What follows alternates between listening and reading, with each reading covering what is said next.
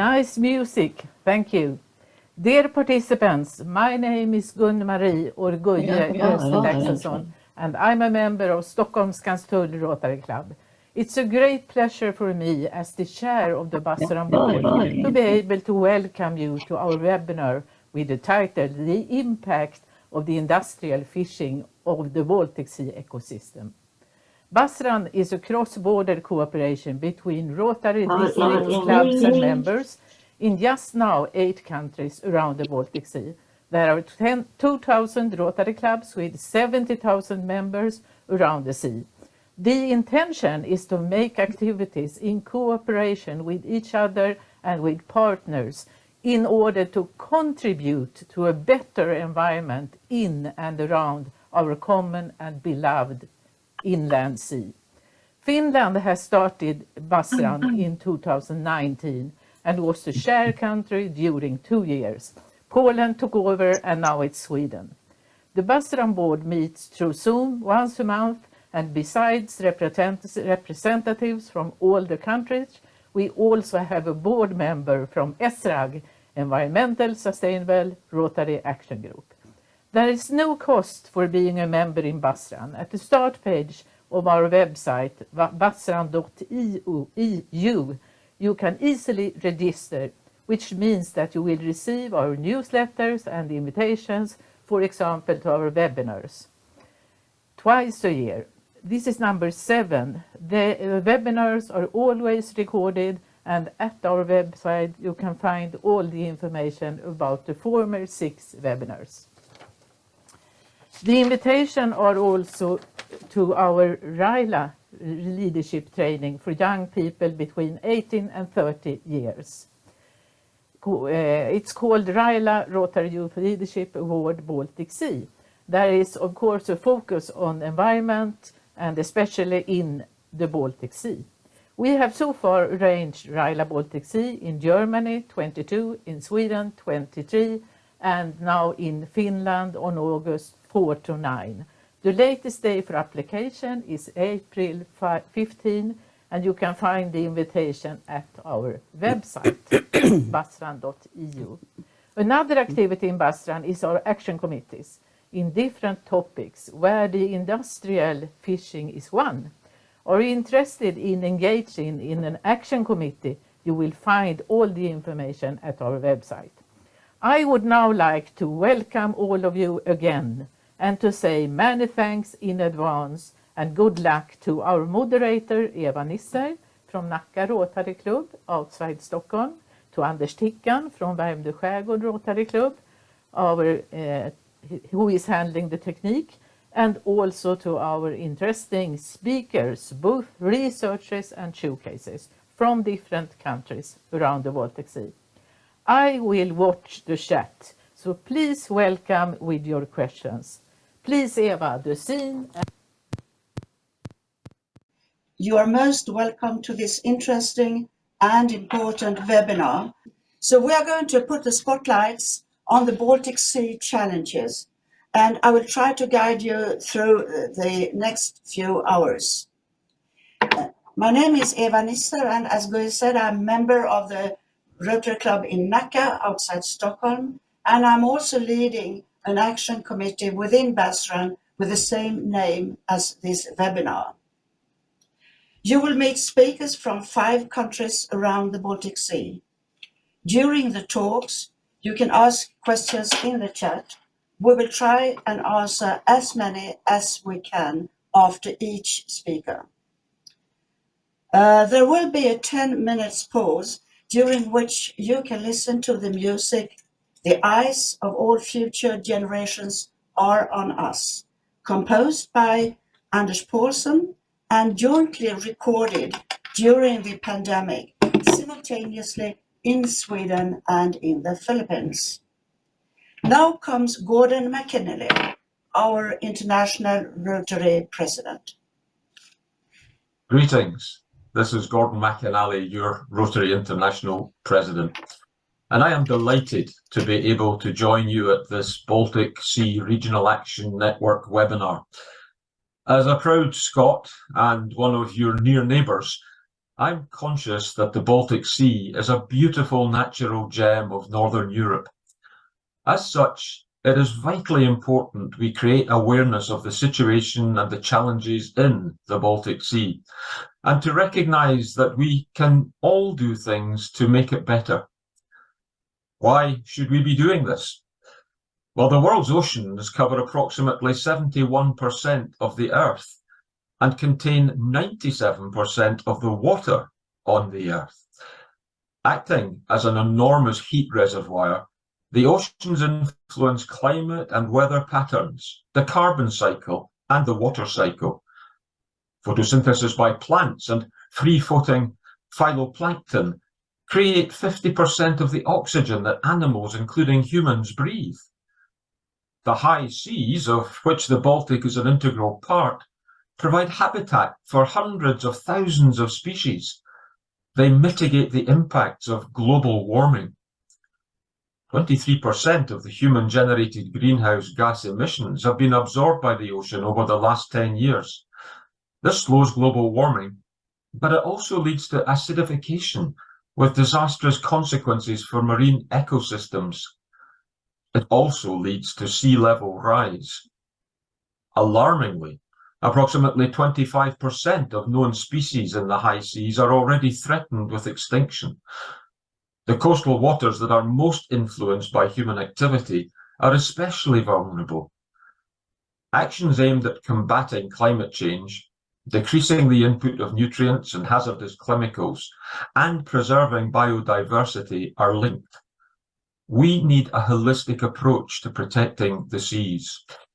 Today, we will be presented with different solutions to raise awareness and ways of educating people, often focusing on our future generations, the generations for whom we have the responsibility to improve our environment and make it more sustainable. I hope you will enjoy hearing from our distinguished keynote speakers as they present their opinions, together with our selected showcase speakers, who will share their experiences and explain what they are doing in practice.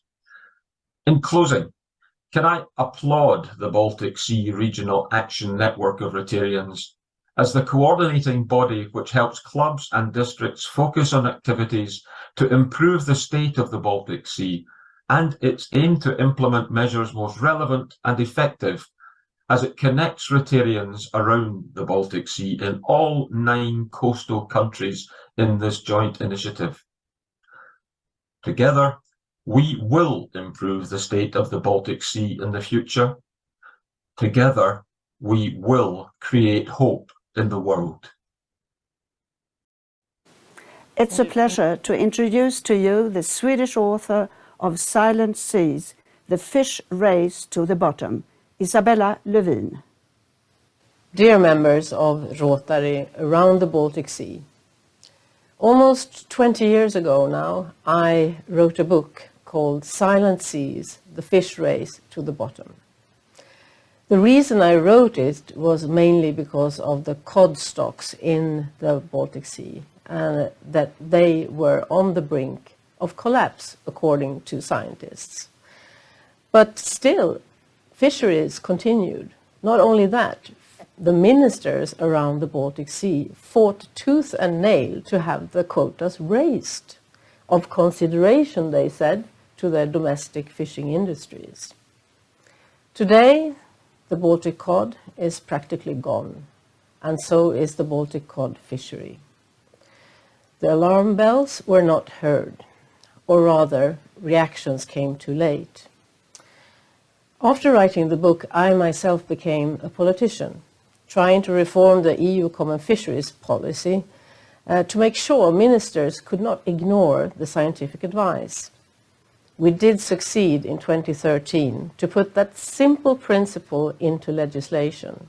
Article 2.2 of the Common Fisheries policy says the precautionary approach to fisheries shall be applied and that fish stocks shall be restored and maintained above the levels that can produce maximum sustainable yield.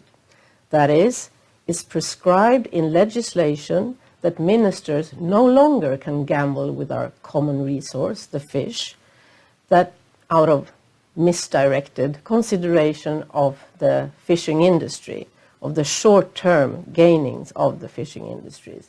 The quotas must follow scientific advice. And this has made a change. Many European fish stocks now have recovered, and the Baltic cod looked to go the same way for a few years. But ministers here forgot about the precautionary approach. Fish stocks are not mathematical items. They are not equations where a certain input gives a certain output. Fish live in the sea, and the Baltic Sea is one of the world's most polluted seas, suffering from severe eutrophication, and is heavily impacted now by global warming, which means acidification, deoxygenation due to climate change. Unfortunately, the questions asked to our scientists on fish quotas did not take all this into account. So the so-called maximum sustainable yield on cod was not sustainable. 2019, we were forced to close the cod fishery with an emergency clause that was included in the common fisheries policy. And now we see the same thing happening to the next species in the Baltic food chain, the herring. Small-scale fishers seldom catch them anymore, and scientists are saying that stocks are at a real risk of collapse. They're recommending ministers to use the emergency brake to be on the safe side. But ministers once again have ignored that and set quotas for 2024 that are sky high over that recommendation. And the reason? Again, consideration for the fishing industry, not the small-scale ones, of course, but the industrial trawlers. In Sweden, most of them owned by only 9 families. I live by the Baltic Sea. I see it from my window every day, and I love and cherish it. But I also follow scientific news almost every day, and I understand that we need to ask different questions to our scientists if we're going to set sustainable fishing quotas, and if we want a living sea. And I think you will hear more about that today, about local populations of fish, about the need to have adult fish and not only juveniles, to make sure there is enough food in the food web to prevent ecosystems from flipping and turning around, exactly what's happening right now in the Baltic Sea. And I want to really congratulate Rotary on convening this meeting today with members all around the Baltic. It's extremely important and urgent that this topic comes up on the political agenda in each and every country around the Baltic ahead of the EU elections this summer. If we're going to have a chance to stop the downward spiral, and we are seeing right now in the Baltic, and turn it into a positive one. When I wrote Silent Seas, I learned about the phenomena of fishing down the food chain. In the Baltic, this is exactly what we've done for the last 100 years. The Baltic sturgeon is gone. The abundance of wild salmon and trout stocks are gone, and the cod is gone. And now even the very motor of the ecosystem, the herring, is threatened. Without that, what will be left? Slime, sticklebacks. I'm sure some industry can make money out of that as well. But do we citizens want our Baltic Sea to turn into a slime production pool? I, for one, do not want that. And I know that policies can turn that tide around. So again, congratulations to you, and I want to encourage you all to do what you can to turn this tide around and turn the vicious circle of the Baltic Sea and make it a living sea again. So put pressure on your decision makers. Thank you for listening, and I wish you all interesting discussions today, and I count on you to act. Okay. Thank you, Isabella, for giving us the background of what has happened during the last 2 decades. Now our first speaker should have been Joachim Hjelm, but he has unfortunately become ill. Joachim was going to help us to understand the work of the most important intergovernmental marine science organization regarding the fish quota system. With such a short notice, we couldn't find anyone, but I would like to show you just a few of his slides. You see here how ICES work and why fisheries management doesn't follow their recommendations. You can read in the newspaper every year when the quotas are set that the politicians are following ICES recommendations, but as you can see, they are not. So he says that why don't they? Because they can. They don't have to follow these recommendations. And I will finally show you a slide where you can see how the chain of information goes. So you see, in the bottom, from bottom to top, ICES give advice which goes to the European Commission. And you might remember that last autumn, the European Commission wanted a stop in the trawling of herring, but then it moves up to the next level, member states. When they meet, the ministers of fishery in all the European states meets, and they come to another conclusion. And that is the gap between what the researchers are saying, giving recommendations, and I just read the other day that what the politicians say when they mean that they follow the advices is that they just act on the headline of the ICES report. They don't scroll down and enter into the materia telling them that they should have done something else. So we have to come back on this issue another time. But now,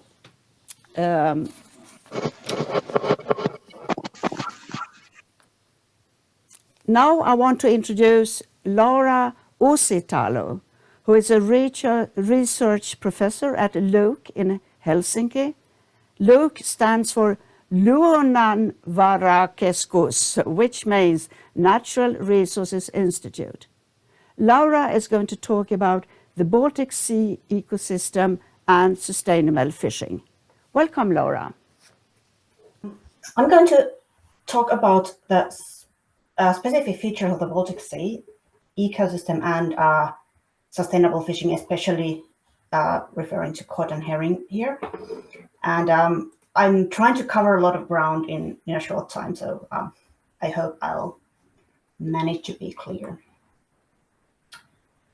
So first, let's talk about the unique features of the Baltic Sea. The green area here on the map shows the catchment area of the Baltic Sea, meaning that when rain falls on this ground, it will eventually end up in the Baltic Sea. And the catchment area of the Baltic is 4 times larger than the surface area of the sea. The mean depth of the Baltic Sea is only 60 meters, whereas, for example, the mean depth of the Mediterranean Sea is almost 1.5 kilometers. So basically, this means that, especially since the Baltic Sea drainage basin is quite industrialized, there is a lot of anthropogenic pressure to a relatively low volume of water in the Baltic Sea. Another very distinct feature of the Baltic Sea is the salinity gradient. The rivers bring a lot of fresh water to the Baltic Sea, and salty water comes through the Danish Straits. So this means that there is a salinity gradient in the surface waters as well as in the deeper waters of the Baltic Sea, so that the water is fresh towards the north and the east of the Baltic, and it gets more salty when we go towards the Danish Straits. And this also means that there is an ecological gradient. Most aquatic species are either freshwater species or marine species. And in the Baltic Sea, you can see that there are many freshwater species who can live up to some point of the sea. They can tolerate a smaller or a bit higher amount of of salinity. And there are marine species that can tolerate the less saline waters up to some point. But there is an ecological gradient that is caused largely by the salinity gradient of the water. So we have different species composition in different parts of the sea. Some species have adapted evolutionary to the Baltic Sea, such as Baltic cod and Baltic herring stock, which are marine species, but they are quite different in the Baltic from the Atlantic stocks. And there is also a salinity gradient from the surface to the bottom, because the water is, the heavier, the more salt there is. So the salty water falls to the bottom of the sea, and it doesn't mix very much with the upper layers. So there is a heavier water layer near the bottom of the sea that is saltier, and that doesn't mix very much with the other layers. And this is important because another event that you probably are aware of is that there are these major Baltic inflows when there is a large amount of the North Sea water, the Atlantic water, flows to the Baltic Sea. And when the weather conditions have been right for a time,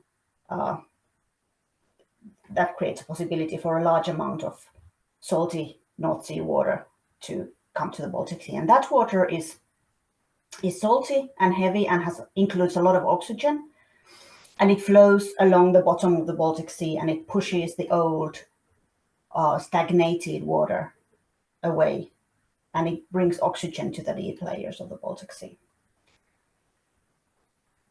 And these major Baltic inflows happen irregularly, so we can't very well predict for a longer time. We can't predict how often they happen. The smaller ones happen more often, but the larger, stronger ones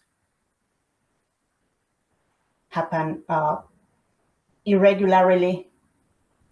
And there was one in 2014, which was a strong salinity pulse, and there's a new one that took place just around this Christmas time, which the researchers are still studying.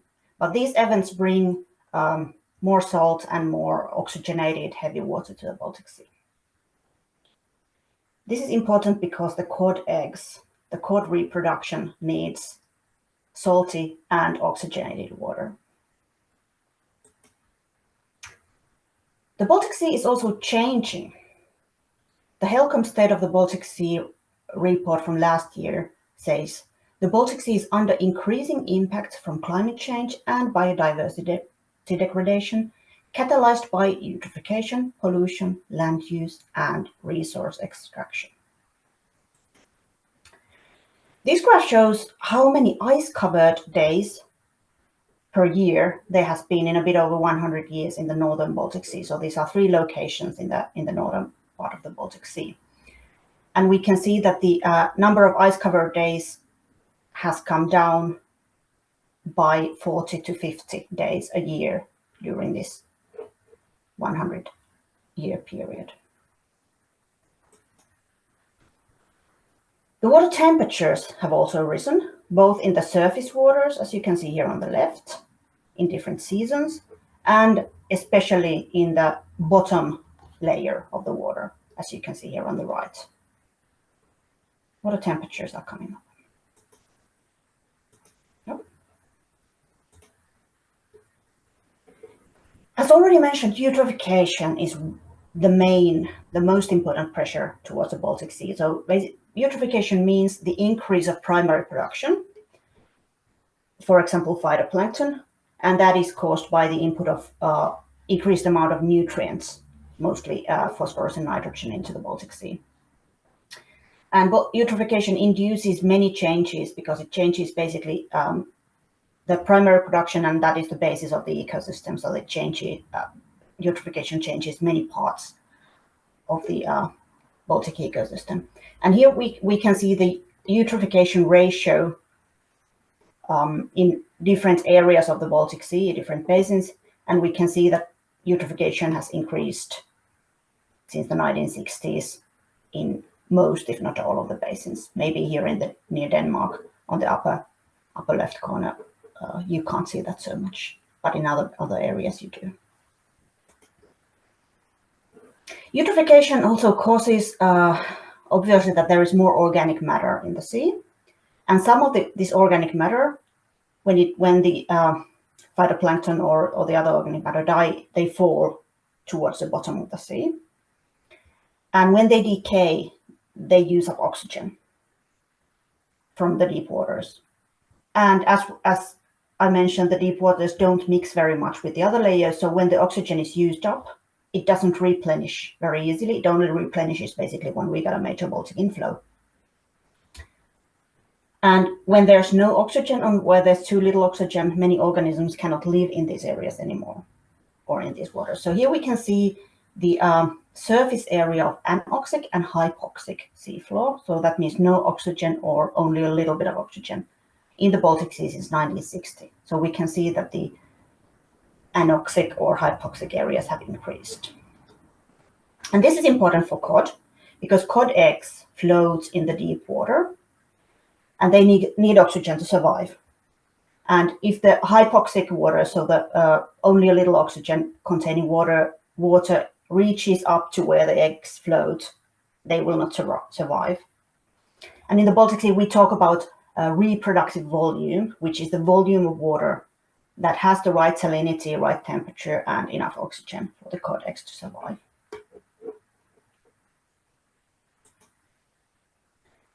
The Baltic Sea has also seen many other ecosystem changes in different levels of ecosystem. And here in this figure, you can see the biomasses of many organisms or organism groups, and they are changing. Phytoplankton biomass is increasing, zooplankton biomass is increasing. This is the seal biomass on the bottom right. So we can see major changes in biomasses in all parts of the ecosystem, basically. And in addition to the abundances of established species changing, new species are also arriving in increasing speed into the Baltic Sea. And they have the potential to change the food webs and the ecosystems. So here we can see the number of non-indigenous species that have arrived in the Baltic Sea each decade since 1860. So we can see that more and more new non-indigenous species are arriving. And in addition to these pressures and changes, there are also other things that can change the Baltic Sea ecosystem. So those include hazardous substances and pharmaceuticals, so basically medicines that are flushed to the sea. Brownification, meaning the humic materials coming from forests, for example. Acidification, as was already mentioned. Land use and sea use changes might affect the habitats in the sea. Species exploitation, obviously, such as fishing and hunting of the species, and seabed mining, which is an increasing upcoming issue that we must face very soon. So they all can have effects on the Baltic Sea ecosystem, and these effects can also interact in various ways. So it's a very complicated thing. I'm going to talk just briefly about, trying to talk briefly about the cod and the herring and the issues that are affecting them. In this graph, the orange line shows the cod biomass, the eastern cod biomass in the Baltic Sea. So we can see that it went up very high in the 1980s, and then it has come down again, even lower than it was before that. And the gray bars here are showing that the more cod there is, the further north they also expand. Here you can see the body condition time series of the cod. Body condition is basically means how fat the cod are. Generally, the higher condition, the better. And that peaked in the 1990s. These two graphs show the length of the cod. So on the left-hand side, the orange bubble shows the 95% length. So that means like how long have the longest individuals, or approximately the longest individuals have been. And it has come down drastically in the 2000s. And around the same time, smaller and smaller individuals are getting sexually mature. And in general, larger fish are better spawners. They are producing more eggs and higher quality eggs.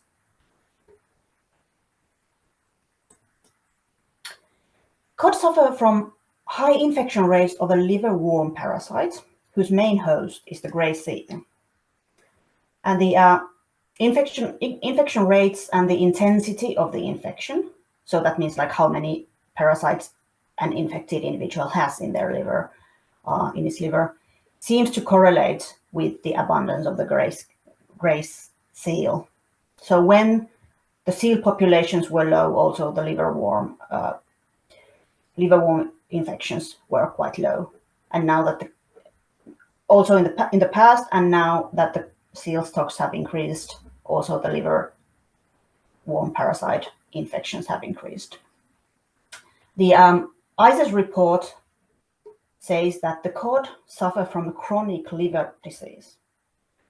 And furthermore, fish with high infection loads had the lowest body condition, so they were thin. Yet it remains unknown whether this stems from a direct effect of the liverworm or because cod in an already compromised nutritional state are more susceptible towards the parasite. So we don't know which way it kind of goes.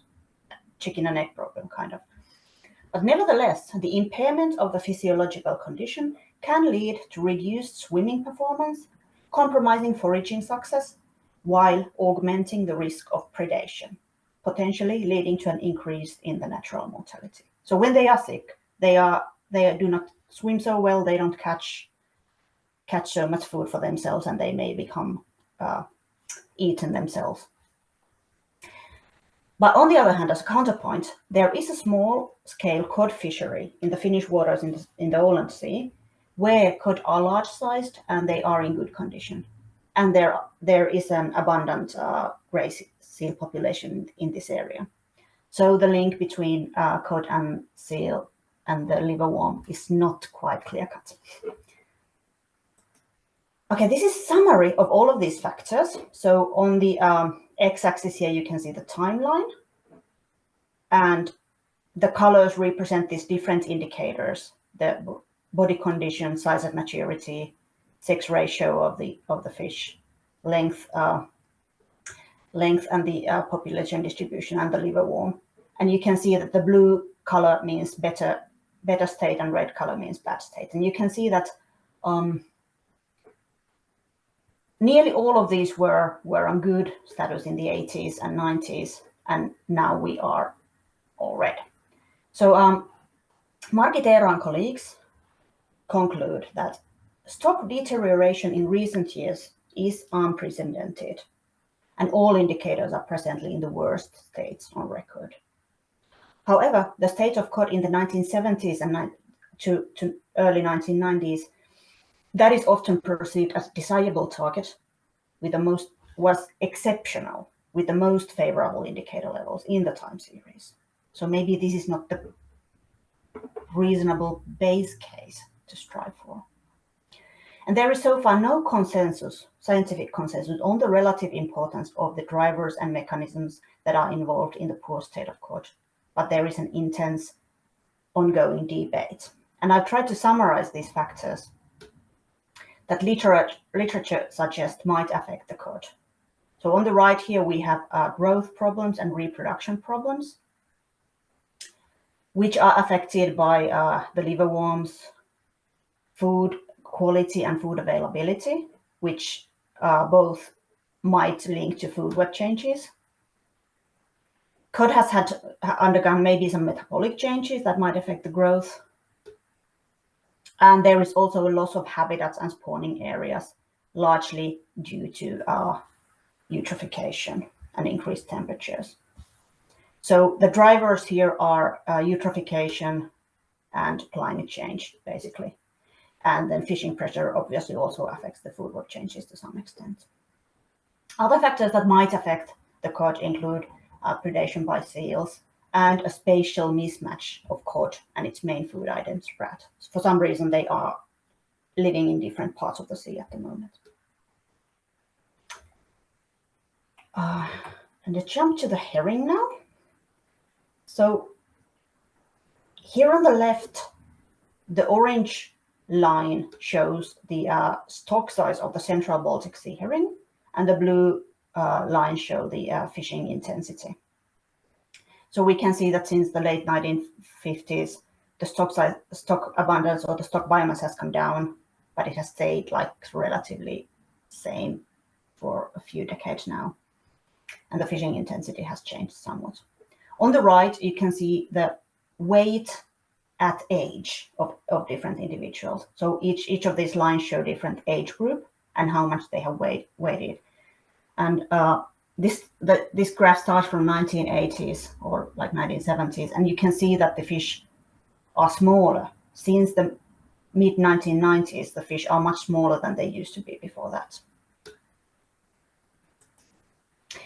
In the Bothnian Sea, here on the red, you can see the Bothnian Sea herring stock size in the red line. And the blue line shows a modeling result of how the stock size would have been without any fishing. And you can see that these lines are coming a bit further separate from each other, indicating increased fishing intensity.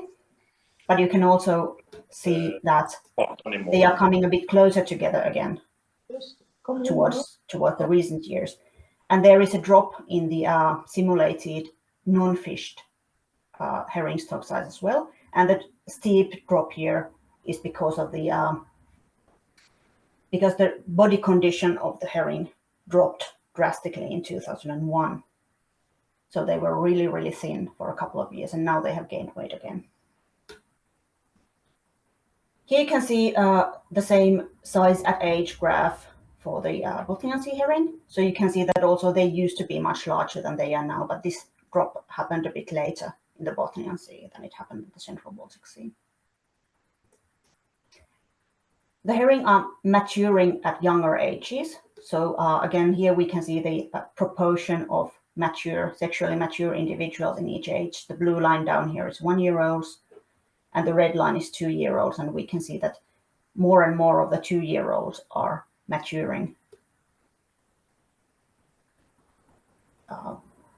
And they are also a bit smaller. In the previous graphs, you could have seen that they are also smaller than they used to be in the 1980s, 1990s. ICES working group for the Baltic herring restoration, something, summarized the factors affecting the herring. And this is a simplified summary of their conclusions.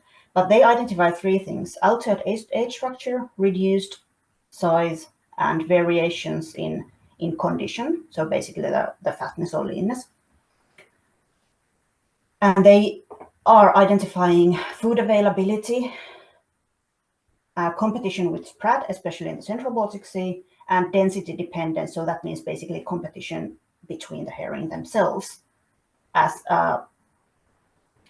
well as abiotic factors and the general ecosystem change, the regime shift, as important factor driving the reduced size and variations in condition especially. Altered age structure is perceived of having been caused by fishing especially, and also by possible changes in proportions of the substocks, especially in the central Baltic Sea.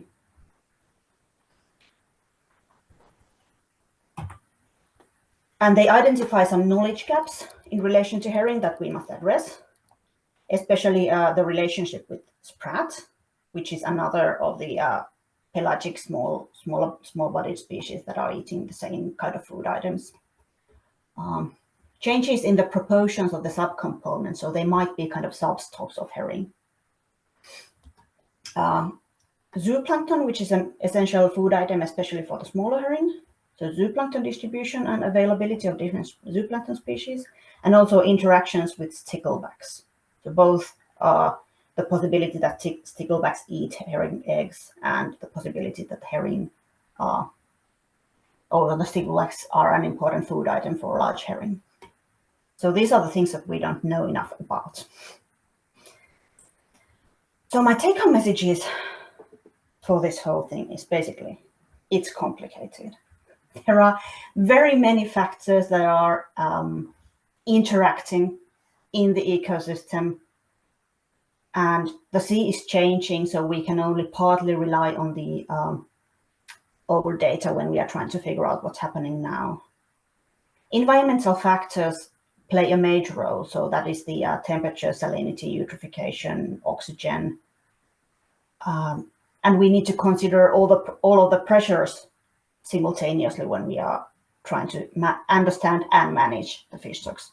And food web effects may play a major role, so we must take an ecosystem approach. We must consider all of the fish species in the same framework when we are managing the fisheries.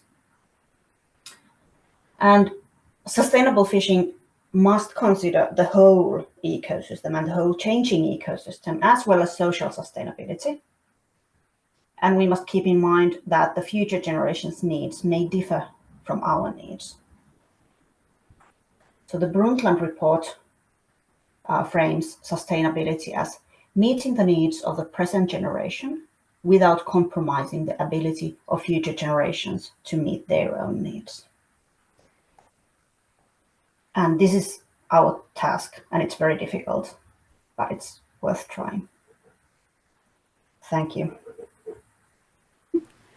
Thank you, Laura. Just before posing some questions to you, we had a few questions on the short introduction I made, and one was what does ICES stands for? And that's International Council for the Exploration of the Sea, and it consists of researchers from all around the world. I can't give you any financial figures about the fishing, but regarding herring, Finland and Sweden are the major countries trawling, and if you take the amount of fish taken up, I think it's above around 470,000 tons per year. I also will mention to you, you can see in the chat that there are ongoing interesting discussions even there.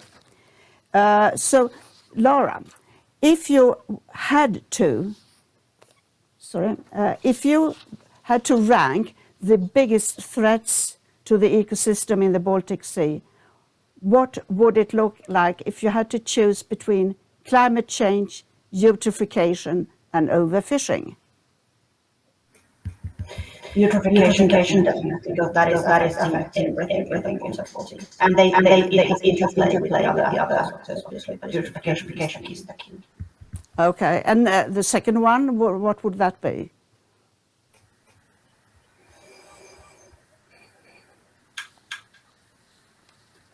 Climate change is super important. It's also very difficult to manage. We can manage fisheries more easily, and obviously we fish in a catastrophic manner if we decide to do that. But I don't see current fisheries as catastrophic. So it's a difficult question. Okay, so we have a question here. Is there a significant seabed mining industry in the Baltic Sea? No, not yet. But there is in the Baltic Sea floor, there are these ferromanganese concretions, which include manganese, which is a valuable metal. Yeah. And I know that there has been some experimental mining of these ferromanganese concretions in the Baltic Sea, and people who have studied these subjects, they think that probably these ferromanganese concretions are going to attract more interest, and they at least they will try to get permissions to mine them. It's said that the Baltic Sea is the most studied sea in the world, and it is like a model of what can happen to other seas of the world. And how has this message been transmitted globally to marine scientists? Well, if it is like that, could you say something about that? There is a really nice paper by colleagues some years back, which is called something like The Baltic Sea as the Time Machine. And they are making exactly this argument that in the Baltic Sea, things are happening kind of ahead of other sea areas because of the specific features of the Baltic Sea. And I think they do have a point there, and it's an interesting point. But on the other hand, the Baltic is also very different in many respects, and especially because it's so the water exchange is so low and the salinity is low and so forth. So we need to be a bit careful about that. But yes, there is definitely some lessons that surely could be learned. Okay, thank you so much, Laura. So now I want to welcome Anna Dębicka, Program Director at Marine Stewardship Council for the Baltic and Central Europe in Warsaw.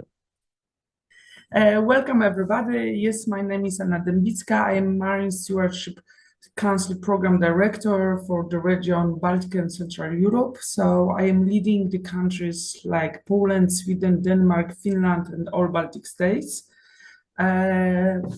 And then I want to present a bit what the organization is, and then talk a bit more about sustainable fishery and the case of the Baltic Sea. So first of all, MSC is the global organization which is responsible to protect sea and ocean, but with the market-based approach, because we believe that working together with the scientists, with the fisheries, with the retailers, with the brands, NGOs, and such organizations like United Nations, we can jointly support a global food security and ensure that oceans are full of life for us and future generations. And our mission is to support the market through the eco-label to make the proper choices to the consumer and to the industry. We strongly believe with our theory of change. This theory of change says that if all parts of the whole industry, like consumer, retailers, all companies in the chain of custody, and then fishery are working together with huge support and understanding from governance, science, and NGOs, we then can really make the proper change. But how we really work? First of all, fishery, how we call the fishery. Fishery is not so well-known word outside the English word, and fishery is understanding in different kind. In MSC, we define this by three main things. So fishery need to be divided by stock, by gear type, and kind of fleet. Usually it's national or local flags. And then we can define how each fishery is working and how big sustainability is or it isn't. To define this, we create the MSC fishery standard. And the standard is today the biggest global organization. And we already have almost 700 fisheries already engaged in the program. It stays for 60% of total wild marine catch, and it's present in 66 countries. It needs to be noticed that engage mean also those fisheries which are not only certified, but can be suspended or in assessment, and I will define a bit more in a couple of minutes. And in the MSC fishery standards, we have three main principles. So it's a bit different what has already been said about stock status. So stock status, of course, is one of the most things. You need to be enough fish to be catched. However, another principle, like ecosystem imports, is one of the most important principle, especially when we came to the Baltic Sea. How catches interact the other species, fish species, but also the plants and habitats, how it's all together make the result to the whole ecosystem, which is quite complicated, as we heard recently. And another thing is effective management. What has been already mentioned on the first topic. If our governance, if European Union are doing the main the best solution based on scientists. Can we really trust that authorities are making the proper decision? All of those principles are judged via under fishery standard. And the judgment can be done from scoring to 60 to 100. But what is the main thing, if there is even a lot of scoring points, the main average of each principle need to be above 80. So the whole theory of changing the fishery into good solution is that some fishery can be good or even very good, but sometimes they can have some indicators which are not at the best of the art, because we are realistic. There's almost no such a fishery like being in 100% the best of the art in the all indicators. But during the process of the certification, we can encourage them to be better. But how we encourage them? First of all, there's a very complicated certification process. This process is made by not MSC. MSC is third-party certification program. This means that MSC do not assess or certify fisheries, but only set the standard they have to meet. And then assessors, when started assessment, they call for action for stakeholder input. This is a very important part of the whole assessment. All stakeholders, all kinds, from science to industry, NGOs, average people can be a part of the assessment. Then auditors, experts, based on scientific knowledge, they make the judgment about the fishery during site visit, during the speaking with the client, and then reviewing all data existing. Usually after 1 or 1.5 years, the final report is published, but also it can be consulted with the stakeholders. And at the end, there is certification. But what happened with the certification, like I said, when I said that don't approve 100 points for each indicators, then fishery will get conditions. Conditions means that there need to be some plan divided by the fishery to improve their performance. This performance sometimes is setting the goals for 1 year, 2 years, 4 years, 5 years. This performance can be defined across all 3 principles. So can be based on stock status or ecosystem influence or in the management. In total, when we report the whole fishery engaged in the MSC program, you can see that there is already more than 2,000 improvements. And here on the graph on the right, you can see how the stock status can be changed, how environmental impact can be changed, and how we can improve management. So on the left, you have the data from the initial assessment, and then after closing the client action plan during certification and when the fishery has certification. Another thing which I would like to mention is that MSc program is also supporting those areas, those fisheries which are just starting to be on the way of being sustainable fishery and to be certified. We managed to do a lot of projects. One of them shows here, and right now there is 56 fisheries which are implementing action plans to improve their performance. And we are engaged right now in 19 countries to support these big changes.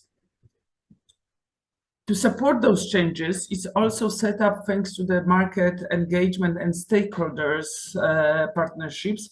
We, a few years ago, managed to establish the MSc Ocean Stewardship Fund. This fund is, together with MSc funding and our partners, help us to support our scientific fishery governance related projects which can prove improvements in the fishery. Right now there are projects in 15 countries, and altogether 100 projects has been already granted with the total value of $5 million.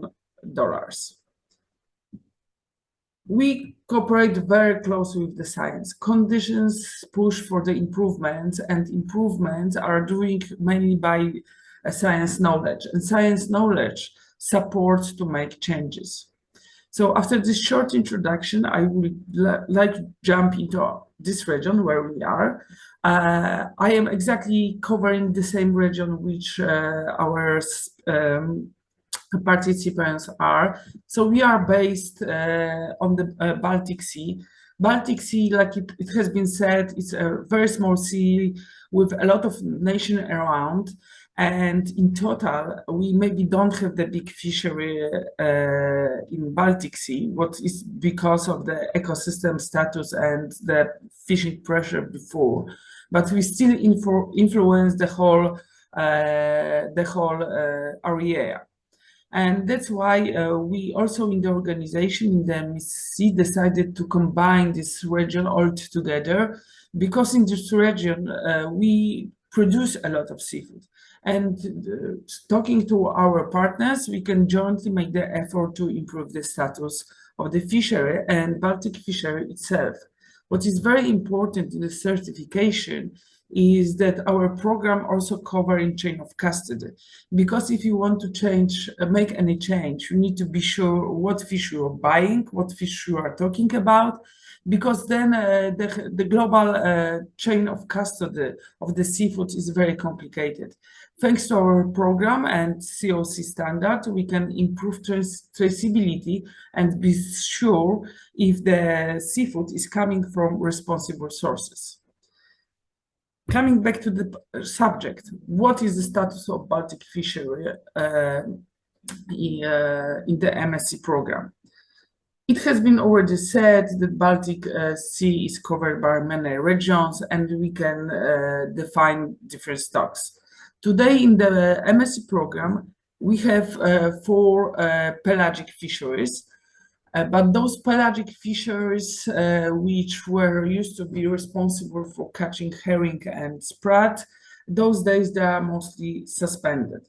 The situation is quite complicated. I will just choose a few of them. And we now would like to work very hard with the fishermen, but not only fishermen, with the governments, politicians, and science and NGOs to improve the status.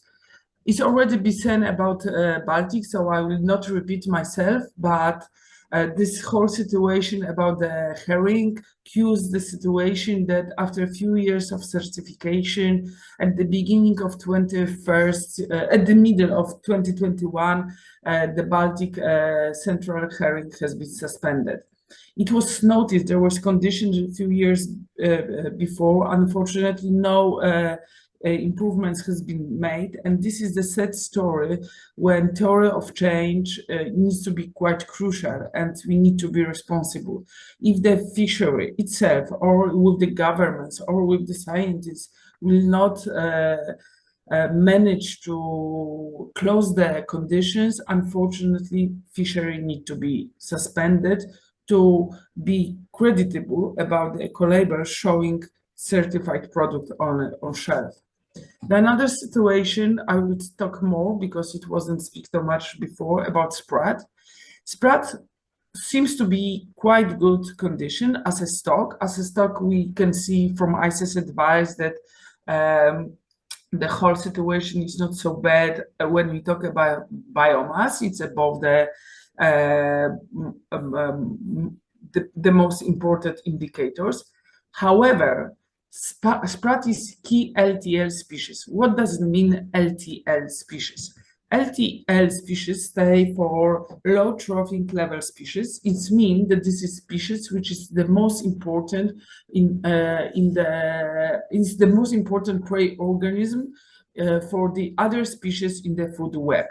It's mean for the another fish, seabirds, and marine mammals. and also have the key role in the ecosystem due to size, number of connection, and only a few other species can occupying this place in the food web. In fact, in the Baltic Sea right now, sprat is the most important species, which need to be treated very carefully. That's why in MSC approach, we have special additional requirements for such a species like LTL species like sprat in the Baltic Sea.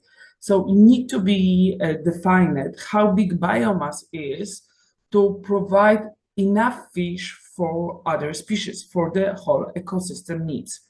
And when sprat was certified a few years ago in the Baltic Sea, the condition has been settled that need to be defined if there is enough sprat for the ecosystem needs. That's why fishery clients were pushed for action, and this action has been done by with cooperation with the scientific support, and the research has been done last year to account and to judge how big biomass for the sprat is and how it's fulfilling the needs of the ecosystem.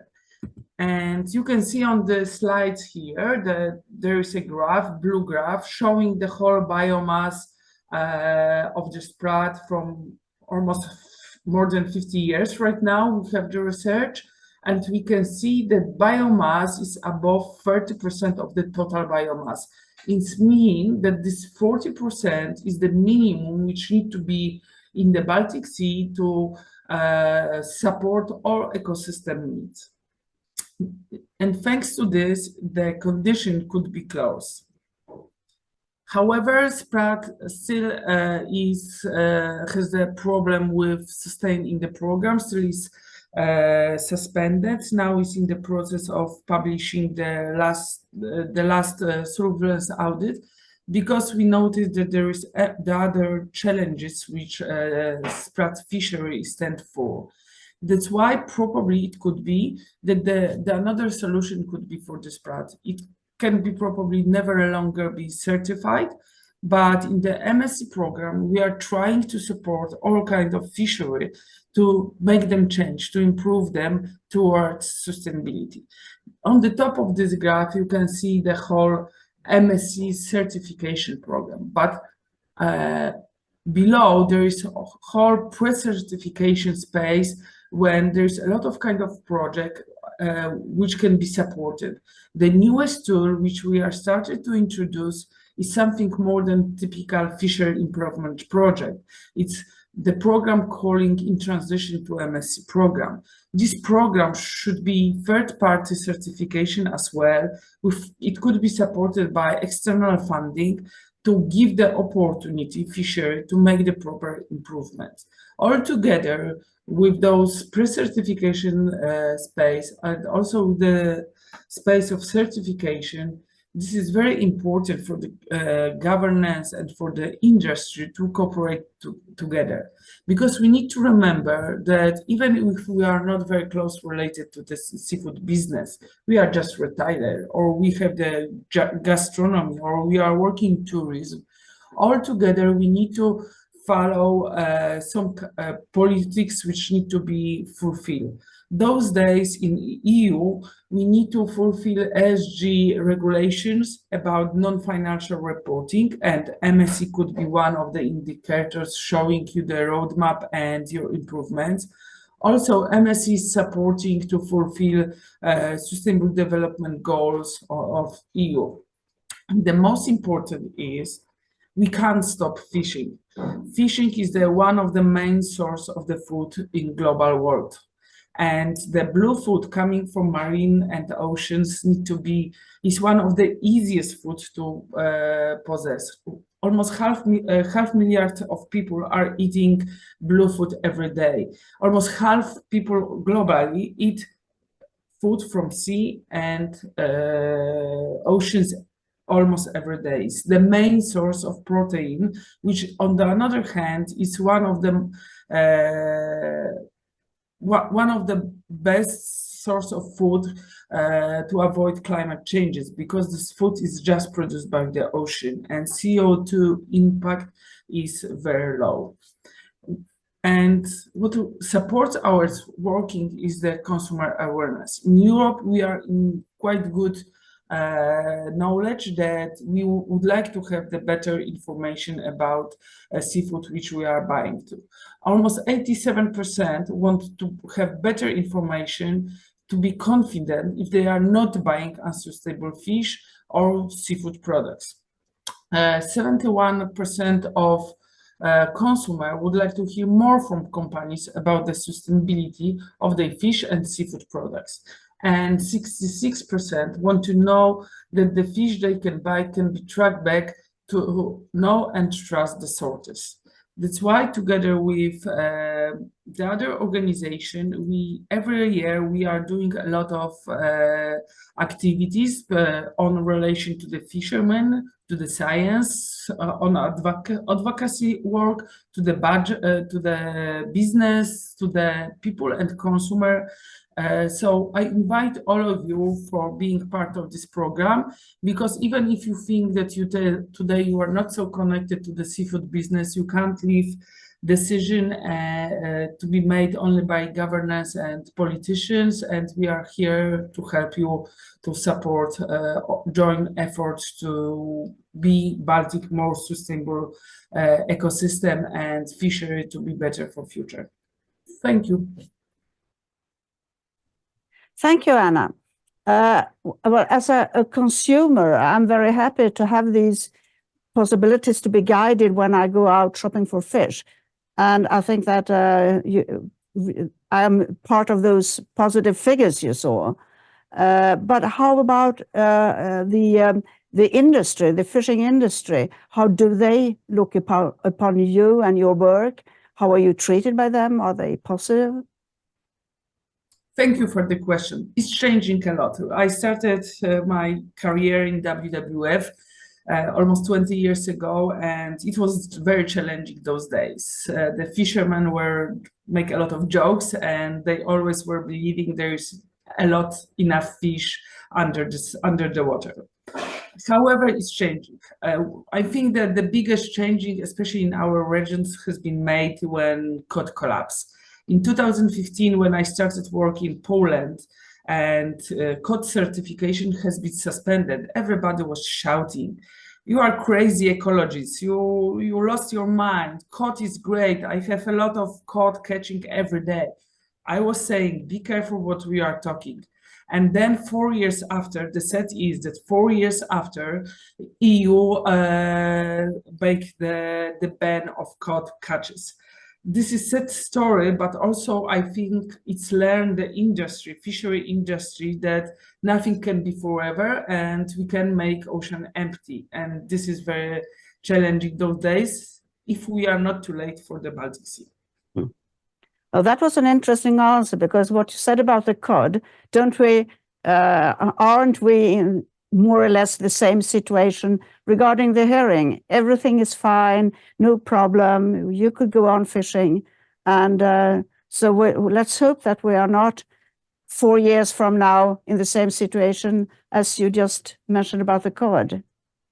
Yeah. So, yes, please. Yeah, I fully agree about the herring, yes. And Yeah. I think that on one hand, we are in the good situation that there is such a thing like MSc program showing few years before the decision is done and make people aware. So I always say, don't buy Baltic herring those days. We need to wait and make time to recover. And it can, all of us, all our consumer make decision on this.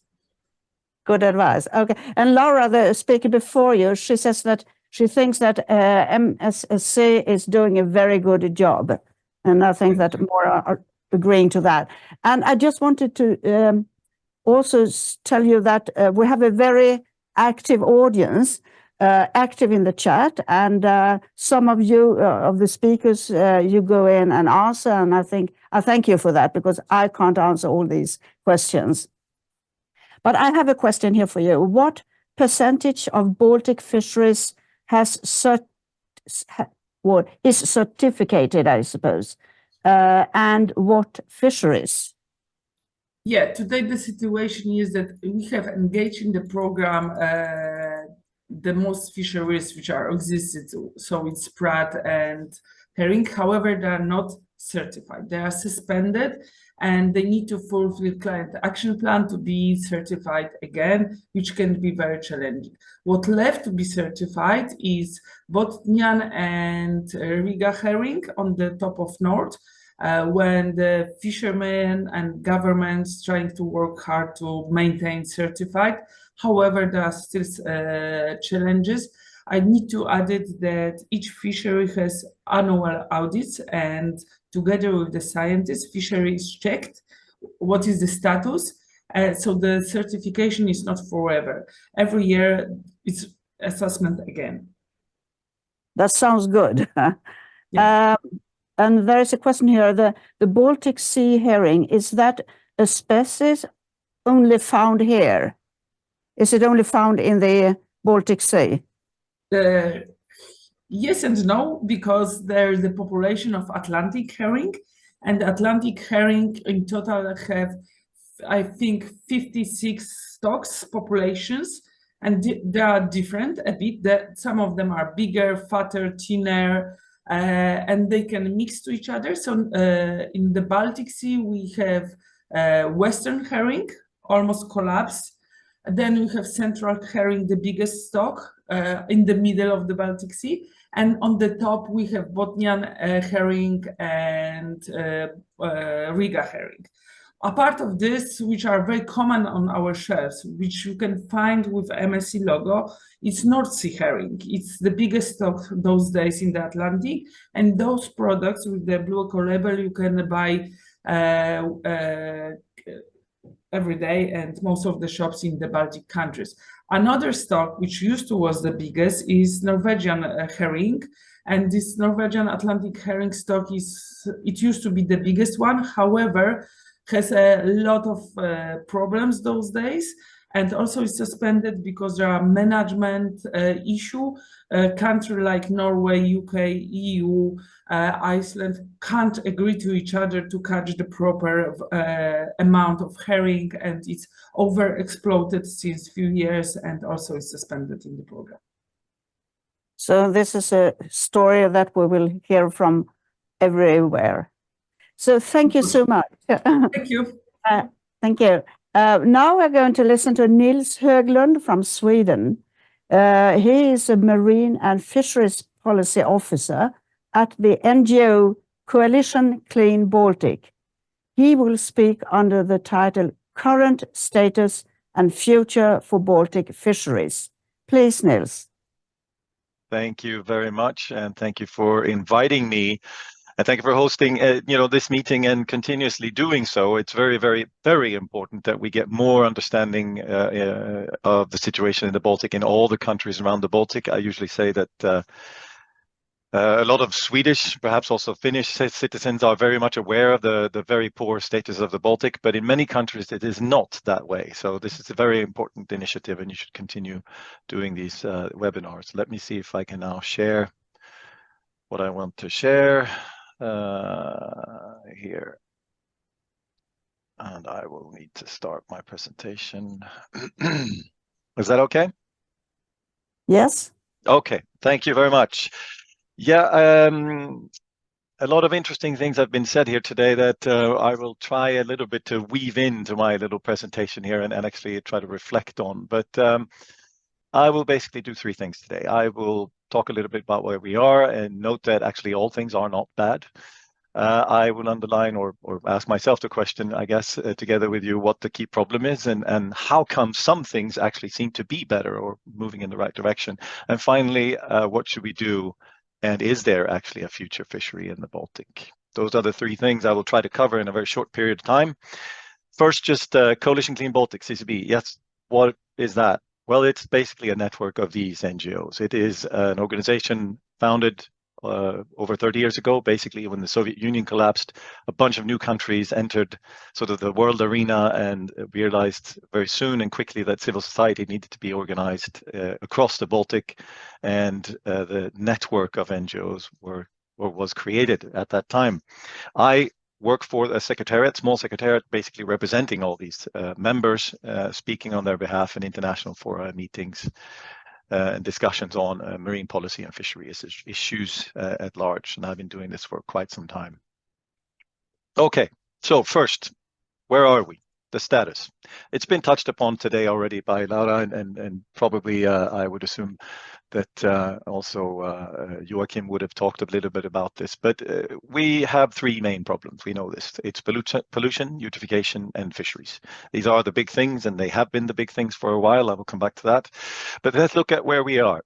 So HELCOM is done, and the HELCOM is, of course, as you know, the collaboration, environmental collaboration between the member states around the Baltic Sea. That's been in existence now actually for 50 years this year.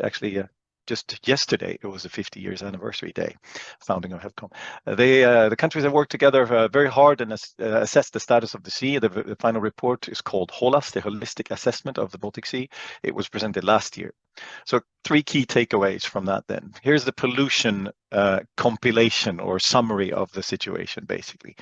So what you can see in the graph is not, details are not hugely important here. What you can see in the graph, and mostly important here, is that we, for quite a few of the sort of legacy chemicals, the chemicals we've heard of since long in the Baltic, they are either declining or at least have no clear trend, basically, not up or down. And it's a lot about the fact that we already have them in the Baltic, so they're kind of there. It's I usually use the phrase, as some of you have heard of, about Las Vegas. You know, what happens in Vegas stays in Las Vegas.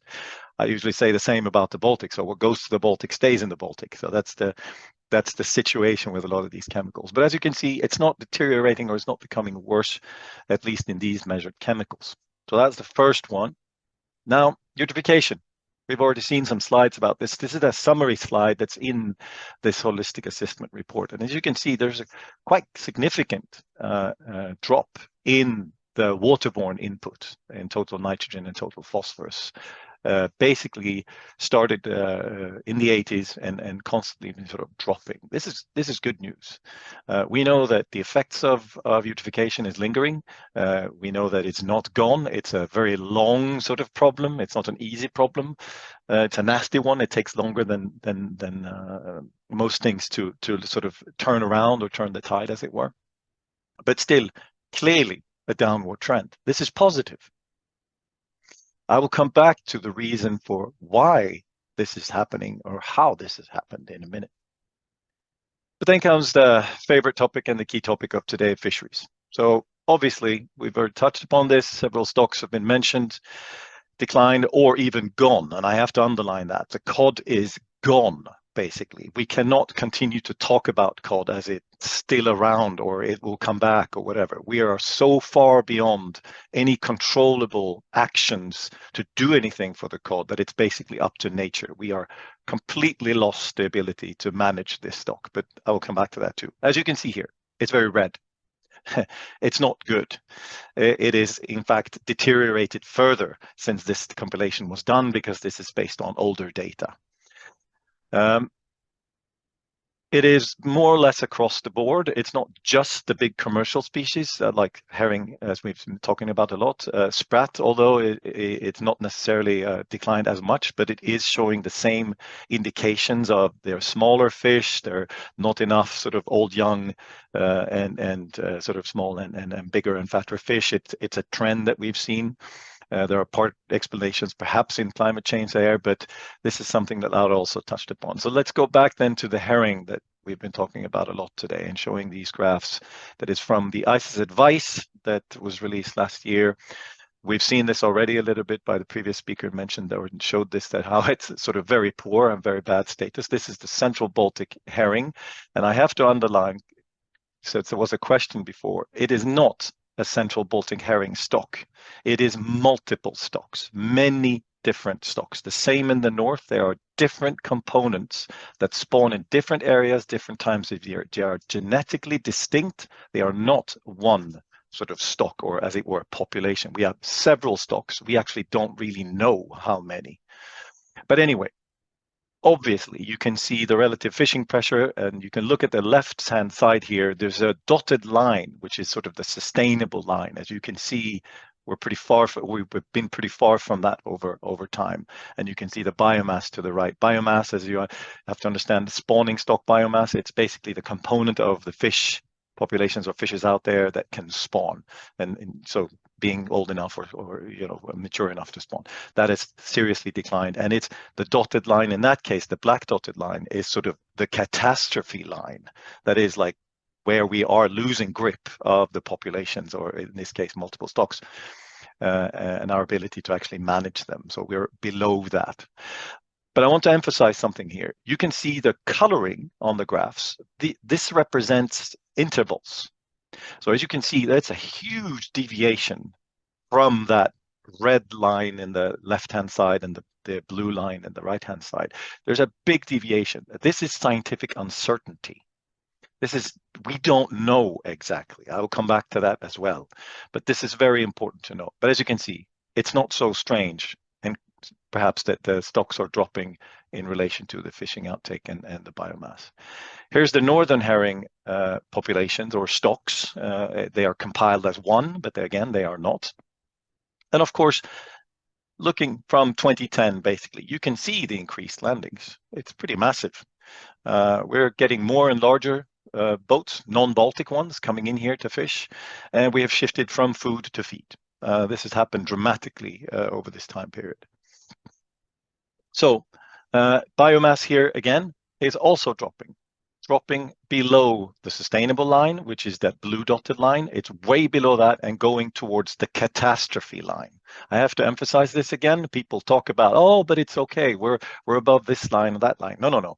We are below the sustainable, even that is questionable whether it's sustainable, but that line, we're below that. We're clearly below that. We're now approaching the catastrophe line. It's called the biomass limit value. That is when we are losing control of where the stock is, if it's reproducing or not. So we are in both cases dropped far below the sustainable levels. Okay, so how is this? How did we allow all this to happen? Were we unaware? Did we not know? So I just want to show you this one. I was going to skip this one, but I'll have to stay with it for a bit. I hope I have some time. So this is a postcard. It was a part of a campaign that we ran in the coalition some time ago. And I'll let you think or guess how long, while you listen to me while I talk to it, how long ago we produced this one. Well, the fact of the matter is that we have known for a while, actually, the situation we're seeing today. This is no surprise at all. As you can see in this postcard, we basically say that, well, there's no cod anymore. The herring is too small to eat and is also full of dioxins. Salmon you can forget. Maybe you can eat some stickleback and round goby. This was 22 years ago. We made this campaign 22 years ago. This postcard and the menu in this fictitious restaurant is actually spot on with the reality today. Meaning, we knew, and we didn't come up with this. We were listening to and reading science back then as well. We knew that this was going to happen 22 years ago. Okay. I have a couple of statements now to dive into the second part of this. So how did this happen and why did we allow this to happen, so to speak? So let's see if you can follow me on this one. I would say maybe this is a politician answer, because I'm going to blame everyone basically, but I'm also going to blame myself a little bit, because it is really all of our faults. I think these statements are sort of summary statements of many different components, but let's go with it anyway. So first of all, this is a big and important one. We have somehow come to believe that fisheries and policies dictating fisheries has some kind of legal precedent over everything else. We have other legislations that also apply to the sea, marine policies or environmental legislations that are simply put aside as some kind of but fisheries comes first, which is of course not true. This is legally incorrect. Second, and this is very much along the lines of blaming on myself and NGOs, we've focused on the wrong things. In fisheries, we've been more or less, not going to say duped into a magician's trick. Look at what the left hand is doing while the right hand is doing something else. We focused on the wrong things. We have chased ideas of shifting the gears and mixing with selectivity, meaning we have changed the mesh sizes of gears and stuff like that, instead of really understanding the bigger problem, which is we have very, very a hard time to actually manage this in a proper way. We should have just gone for much lower outtake, much lower catches instead of chasing selectivity, because chasing selectivity also means we target the bigger individuals, which we are now at loss, right? We don't have them anymore. That's one of the problems with selectivity in a way when you get to a stock situation we're in. So this has been a big problem, and certainly NGOs has been chasing this, which is it's an issue. Second set of statements here is that this annual tax setting, total allowable quotas, that's been mentioned today, the ministers get together and they decide an annual quota. This is done annually. This is crazy. We have allowed this to continue and it still continues. And this just underlines and pushes forward short-term aspects or short-term considerations of fisheries interests. It is not a smart way of doing things. We've heard the sustainability concept of social and environmental and economic sustainability. The problem with that is that the argumentation around socioeconomic factors has been misused and actually used wrongly. It's basically been economic factors and disregard the social aspects. You can ask the Polish fishermen along the coast what they think about the policy's coherence with socioeconomic considerations. They're out of a job. They can't fish. The cod is gone. It's up to the poets and writers to describe what it was once, but it's gone. The use of economic arguments for a few fishermen has been the driver, not socioeconomical ones, because small communities are being shut down basically almost annually now. This is a big issue, a big problem we need to address.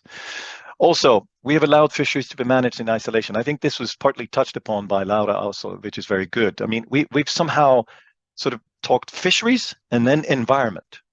This is, of course, impossible. The fisheries is part of the environment, and the environment is part of the fisheries. But we have managed it as if it's a separate thing. This is a huge problem that must stop. And, well, we should have stopped a long time ago, but it really must stop, and we have some ideas for how to do that. And finally, the issue of advice and science. So we've touched upon that as well. Again, I was hoping Joachim would have been here to be able to reflect on some of my comments here. But let me just say this, that the science that I underlined before and this intervals that you saw around the graph and the lines there is a real problem, because we have come to believe that it's a very precise activity. It's a precise science. It is not. It has enormous amounts of uncertainty, and it's clearly stated in the advice, and it's clearly stated in the reports as well. We don't actually know yet. ICES produces a number that says 14,371. It makes it look like almost an economical number, like a factual mathematical number. It is not. And this is a huge problem that is sort of embedded in the scientific system as well. And it sort of creates this illusion a little bit. Okay. I need to touch upon these two issues of delay mechanisms, because this is something that a lot of people have thought about, and I think these are at play here. We have a lot of science denial out here. We have a lot of not skeptical to science, but actually denying it on purpose or trying to sidestep it on purpose. This is a huge problem. We can see this in fisheries, in chemicals that we've talked about in many cases. It's like a situation where we sit and discuss the impact of smoking on human health, and all of a sudden everyone wants to talk about the fact that people also die in traffic. It's like, yes, cars kill, but we were talking about smoking here. So this is an issue, a huge problem, which is a sort of a mechanism that delays things. And the second one is decision thresholds. This is something that's also been assessed and discussed a lot in scientific literature. And part of the reason, or part of the problem here, is that we set bars too high. We basically demand too much proof to be able to do anything, instead of understanding the reality of things and actually reacting sooner rather than later in a more precautionary fashion. So, why is this important then? Well, I think it's hugely important, but we have to accept the fact that we have failed. We cannot continue the way we have done things and if we don't do that, it's a huge problem because that reduces our own agency. We keep saying, oh, but it was climate, it was the seal, it was the bird, it was the I don't know what.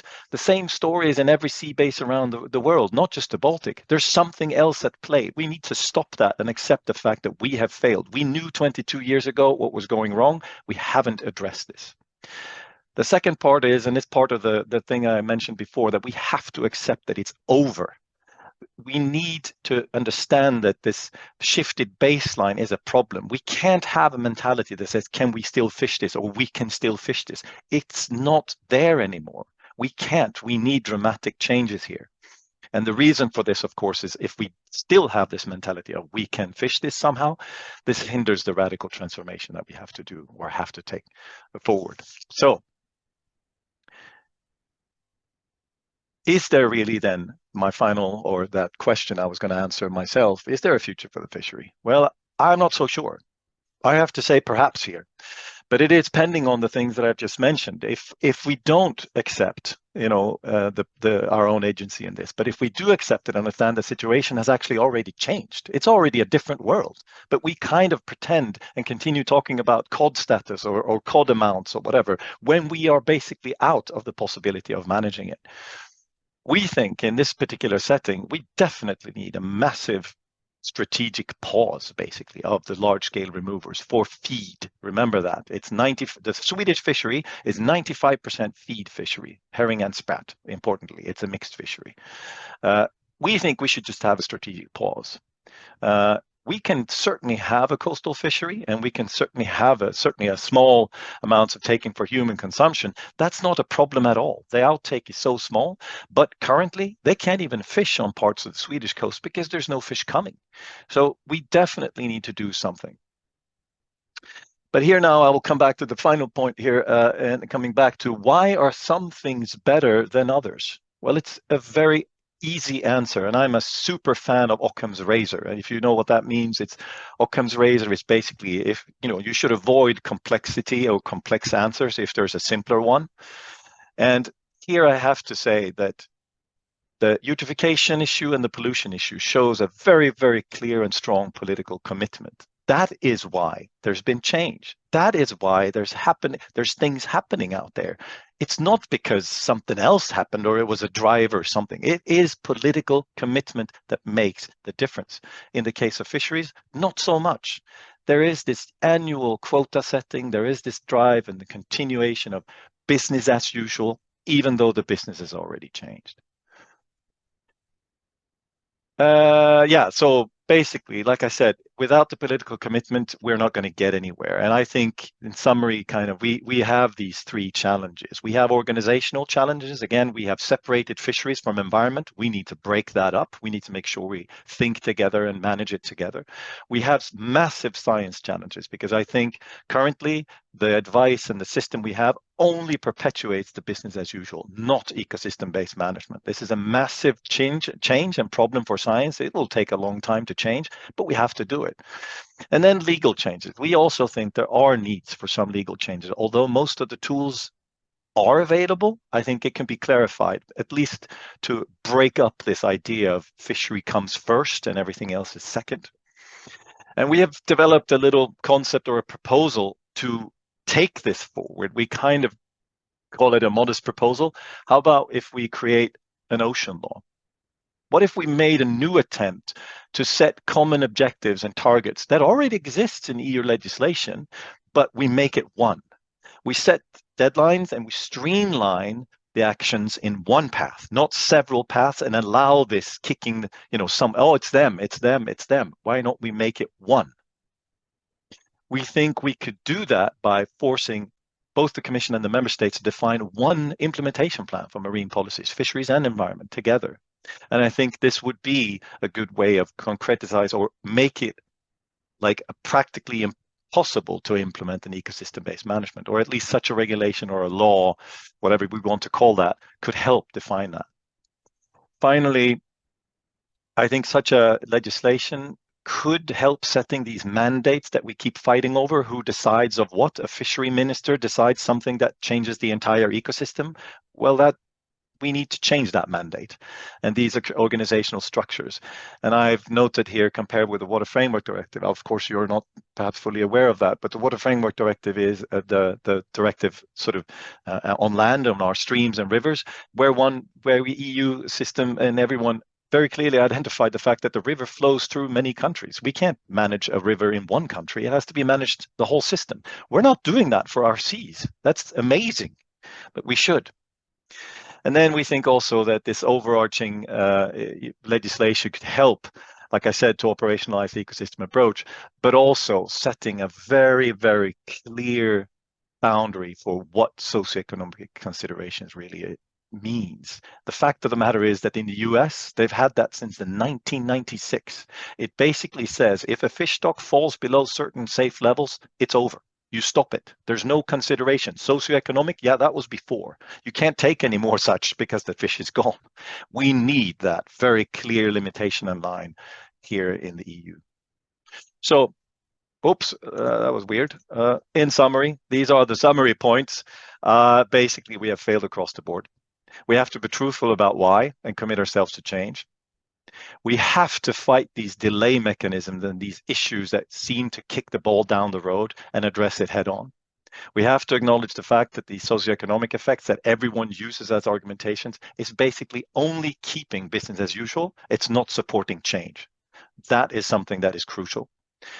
And we need to focus on these, as we see it, 3 layers of management. So it's the legal aspects, it's organizational aspects, and the scientific aspects. We need to address them all, but we can certainly start with legal aspects or organizational aspects. I think science will need to take time, and it needs to be, a stepwise process, but I think it's already moving in the right direction. And above all, we need to understand, like I said, that there are reasons for some actions and some things that are improving in the Baltic, and that is political commitment. It is the only easy sort of response to the Occam's razor one for why some things are working and not. And I really want to emphasize, we do not accept the constant repeat of it's so complex. It's not. If you think of Occam again, if there are 55 million kilos removed of herring in the northern parts of the Baltic, does that have an impact or not? Today and next week and next month? Yes, it does. So that's the Occam's razor approach and the understanding that political commitment, certainly long-term commitment, actually matters, Eva. And this is hugely important for the upcoming election. We cannot emphasize enough what Isabella already said today.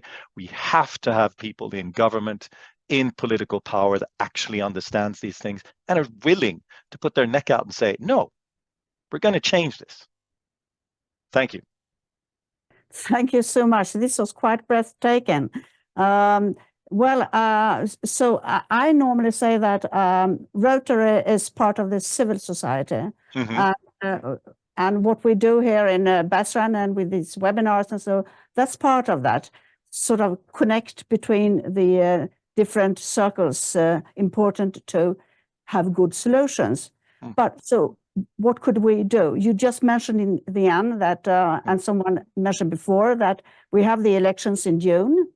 So is it a feasible way to get politicians who are elected into the European Parliament this year to choose PESH, the Fishery Committee in Brussels? Mm. So that we sort of point out, we ask them, we thought that we were going to ask them if they are interested, because there are not so many politicians in Sweden or in Finland. We have none today in Brussels. So that would be one step. But when I looked into those who are in PESH today, they represent the fishing lobbyists. So how do we get people in PESH who works for what you just described? So that could sort of, we have a choice, all of us around the Baltic this year. Most of our countries have the elections on the 9th of June, and I think it's only Lithuania that have on the 8th. But I thought that would be one thing that we could do. Another thing could perhaps be that that we aim to make the Baltic Sea a legal entity.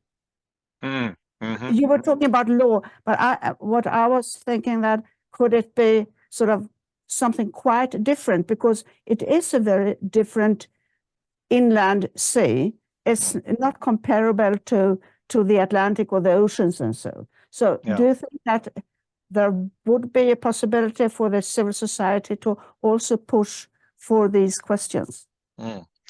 First question I answered twofold. First, I would say yes, indeed. I mean, Isabella would most likely take a seat in PESH if she would be elected. I certainly hope she is. She made a huge difference when she was in Brussels before. We all know this. We all NGOs around the EU knows this. This is a fact. There were 3 women at the time in European Parliament and Commission. That was really important for the changes of our common fishery policy. But I will answer it this way. We should abolish PESH. Along with what I just said before, how is it that we are talking about environment over there and fisheries here? This is the question and push you should have to members that are expected to be voted into Parliament. You should say, are you on board with demanding that PESH becomes an ocean committee, working with multiple stressors, not just fisheries in isolation, because as I said, that is one of the key problems. So that's what I would do, and that's what I would push, and that is what we are pushing. We think that this is part of this idea of an ocean law. But for now, if nothing else, yes, we need more Baltic voices in PESH, and certainly at least intelligent people there. That's definitely true. About the legal entity issue and the question of this type of legal actions and these type of changes, that's a tricky one and it's difficult. We actually, although we have actually filed and will soon file a court case taking the entire council to court over their decision making of the quotas, because it was a breach of multiple EU regulations. We don't want to do that. Courts should not be running our environmental policy and politics. Politicians should do that, the ones we vote for. This is not a good sort of, I think, long-term development that we go to court all the time. It is something that we felt we had to do, but we don't want to. So the legal entity issue and giving this intrinsic value to nature, as you're kind of hinting at, and the special case of the Baltic Lake, it's not a sea, it's a lake. I agree, it is very different, and many times it's very, very difficult to get politicians in Europe to understand that. I usually give this example. They say, "Oh, but they're fishing up there in February, and and it's illegal and blah blah blah." And I keep saying, "No, they're actually not." And they say, "Oh, how do you know?" They are. Like, no, because there's ice cover north of Åland at this, So oh yeah, you're right. They don't know. Baltic is different. We're an outlier in the world. So, but Baltic is different, and a lot of the cases, a lot of the problems we see here, we will see elsewhere, or we're already seeing them. So in that sense, we need to use it as a bad example of avoidance. We cannot repeat what we've done stupid here, following some of the arguments that at least I think I've made well today, but I hope a lot of people more than me agree with that. Fine, thank you. There are some questions.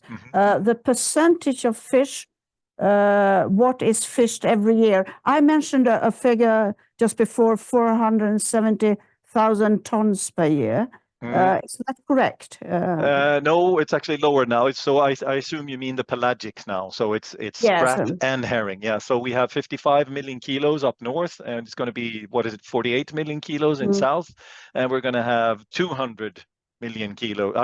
200,000 million kilo. 200,000 tons of sprat, something like that. So that gives a total of around 300, right? So so it's lower, but it is vast numbers, and we have to translate it over to something that's understandable. Make it into milk cartons or whatever you like. Yeah, It's like I said, 55 million kilos. I don't know if you can conceptualize how much that is, but that's what they are going to fish for probably in the north, or they're going to try. They're probably not going to land it because they didn't land their catches last year, even though the quota was high. Anyway, it's enormous numbers, Eva. Yeah. So there are some positive hellos. Great presentation. Thank you. And thank you, Nils, for being so totally clear and honest about the disaster out there. Yes, and the best. If there's one thing I need you to all remember is that the situation has already changed, and it is really as bad as I say. But as I also said, we can change it. The political commitment long term to change is possible. So it's not hopeless, but I'm afraid that the status of our fish stocks is many times not in our hands anymore. It's actually a little bit also what Laura said. There are many other layers of the ecosystem that has changed already that will probably drive it forward for a long time. But as we said, and as I said, and I usually say, the one thing we have never tried actually is not fish. That's the one thing we haven't tried. Or actually, Eva, during the last war, Second World War, we didn't. Yeah. The fish stock responded pretty dramatically. The data shows this. And so we have some evidence of the fact. A good stop. Yeah. Yeah, well. So thank you very much. Now we're going over to hands-on projects, which the executive director and co-founder of Baltic Waters in Stockholm, Konrad Stralka, who is going to present a new fish science laboratory in the Baltic Sea region, the first of its kind. Welcome, Konrad. Thank you very much, Eva, and glad to be here to present the project. Baltic Waters, we are a quite young organization that has been active for a few years, but we have been working, many of us, with these issues for a long time and focusing solely on the Baltic Sea. So we basically have one goal: to improve the status of the Baltic Sea. And we do that through several areas of work. First of all, we run large-scale demonstration projects to show that change is possible. From land, where we mostly work with agriculture, via the coast, where we try to show that shallow coves can be restored, to the open sea, where we work with mainly fish stocks. Second, we run a lot of programs to support research and researchers that work with the Baltic and Baltic topics. We give out grants for researchers and students that study topics related to the Baltic Sea, be it social sciences or natural sciences or economics. We also work diligently with political advocacy and information dissemination to highlight the issues surrounding the Baltic Sea. Because otherwise decisions won't be taken and actions won't be taken either. And finally, we recently decided to start working with a fish research laboratory, and I will talk a bit more about that now. But some background, and it has been mentioned here today. The Baltic is a complex system. You might say it's easy, but it's not. It's a sea that varies from almost freshwater to the north to salty waters in the south. And the fish have adapted to these very extreme conditions where marine species live basically on the verge to where they can reproduce and survive. So the conditions of the Baltic are extremely fragile for the inhabitants in the sea. And as we know, the Baltic faces many challenges: low oxygen conditions due to eutrophication, low salinity to maybe increased rains as a climate effect, higher temperatures, same reason, locally lack of feed, parasites, etc., etc. But I would say that the main problem, and which was also very clearly highlighted by Nils, is overfishing. And we have been overfishing for decades. And the result you can see in the graphs on the left side. The dark blue line is cod. That fishery, as has been pointed out, is more or less gone today. There is zero quota and the fish is not recovering. At the same time, we see a quite fluctuating curve of the central herring stocks. And for the last years, that has also been dropping dramatically, down to this year only 40,000 tons, which should have been zero in my opinion. So these two species are incremental for the Baltic Sea, either as the cod being the top predator or herring, which sort of is in the middle of the food chain and being feed for both mammals and other predatory fish. If these two stocks were to be lost, it would be a biological and ecological disaster for the Baltic. So what could we do about this?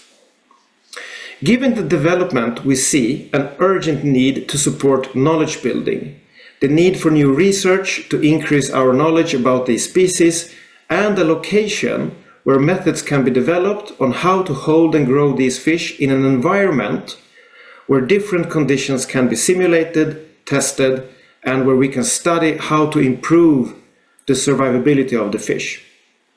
Today, there is no laboratory that offers the possibility to work with cold water Baltic Sea fish in all life stages. So why should we as a foundation focus on this? One of our large demonstration projects, ReCod, we started that a few years ago to see if it's possible to restock cod larvae in areas where cod previously have spawned.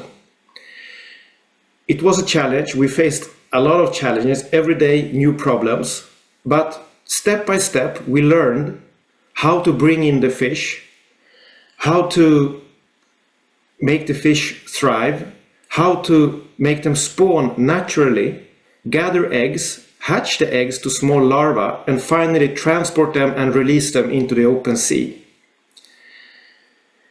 We have also been doing a lot of research at the same time, all sorts of studies on the fish, feed studies, growth studies, etc., to both increase the welfare of the fish, but also learn more about egg and larva survivability. And of course, to test and try to develop conditions in which the fish thrive and also the offspring thrives, and we have a minimum of deformities, etc., making them stronger and more fit to survive in the wild. In total, we released since 2021 something like 4 to 5 million larvae, which might sound a lot, but it's not. We did it mainly in one bay called Tvären, just south of Stockholm, which is a deep, cold bay. And we have been test fishing to see if we can find our fish and if they have sort of managed to establish themselves. And last fall, we found approximately 30 cod, which were 14 months old, more or less, in Tvären. And these were the first cod found in 30 years in this area. So the indications are strong that this could be our fish, but we have sent them for DNA testing, so we will know in a month or two if they actually are bred and born on the lab on Gotland.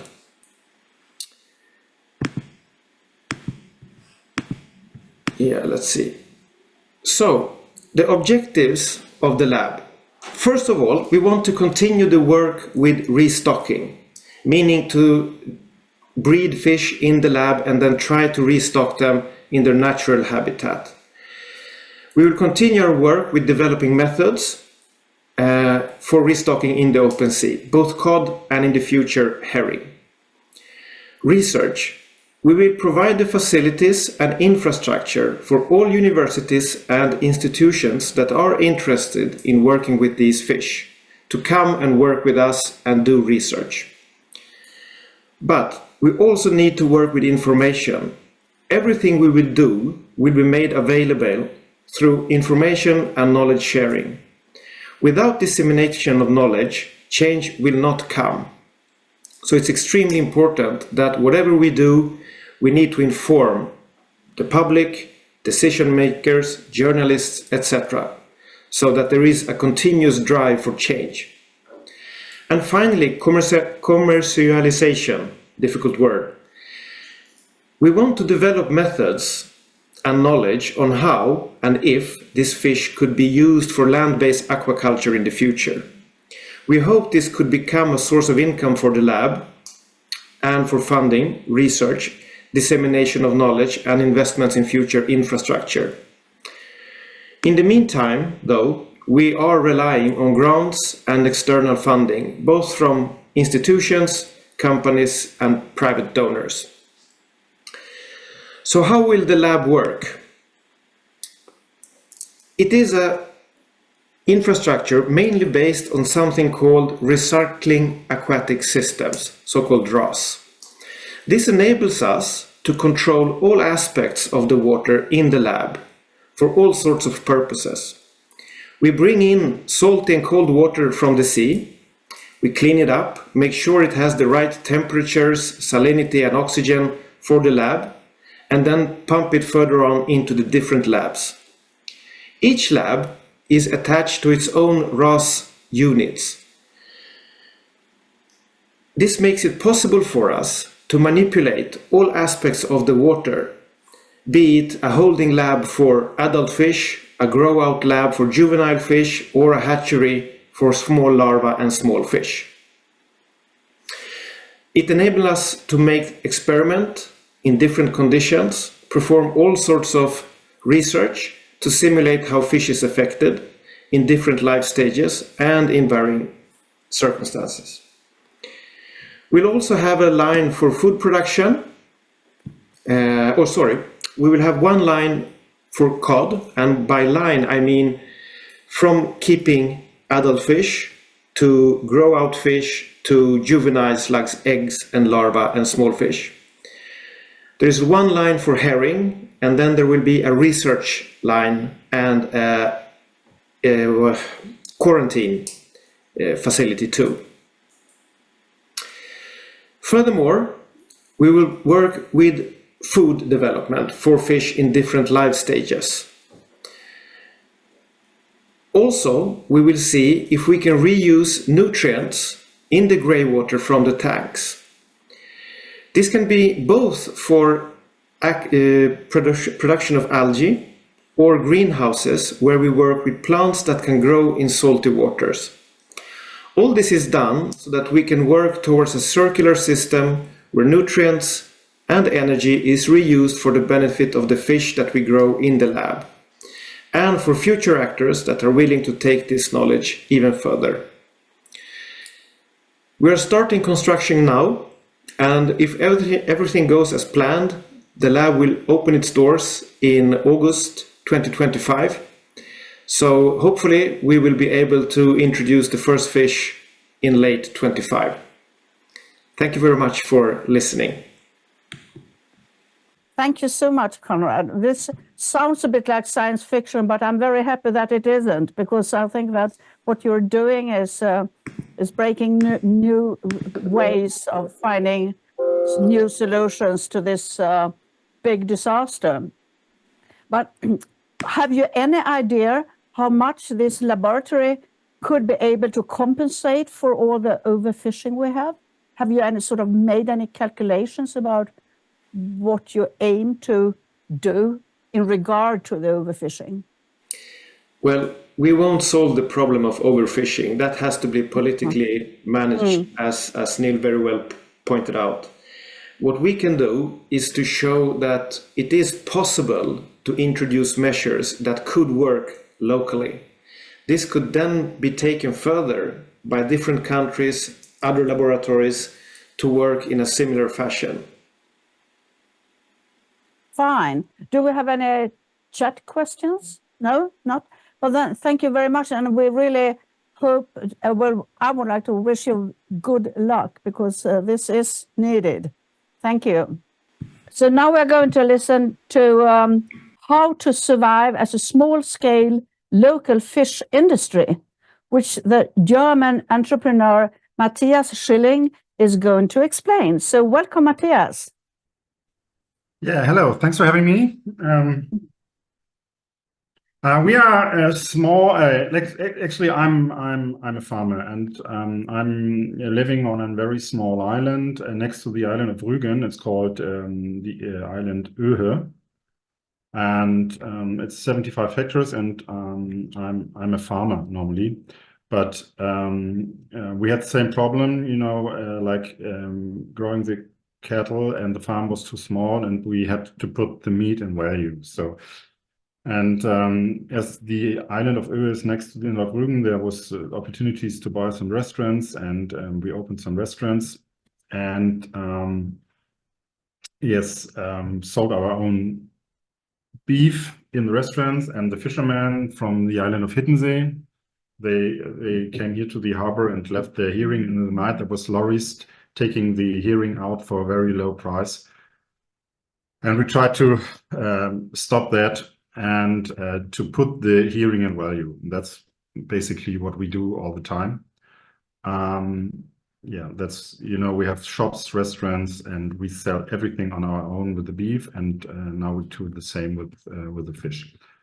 Like, we are a small family living on our own on that island. Germany is, yeah, they are making advertises with us, as you see in the left, and we have a lot of films on German television, and yeah, but it's all based that we want to live here. Now, yeah, was born in 1908, and it's not interesting for you, isn't it?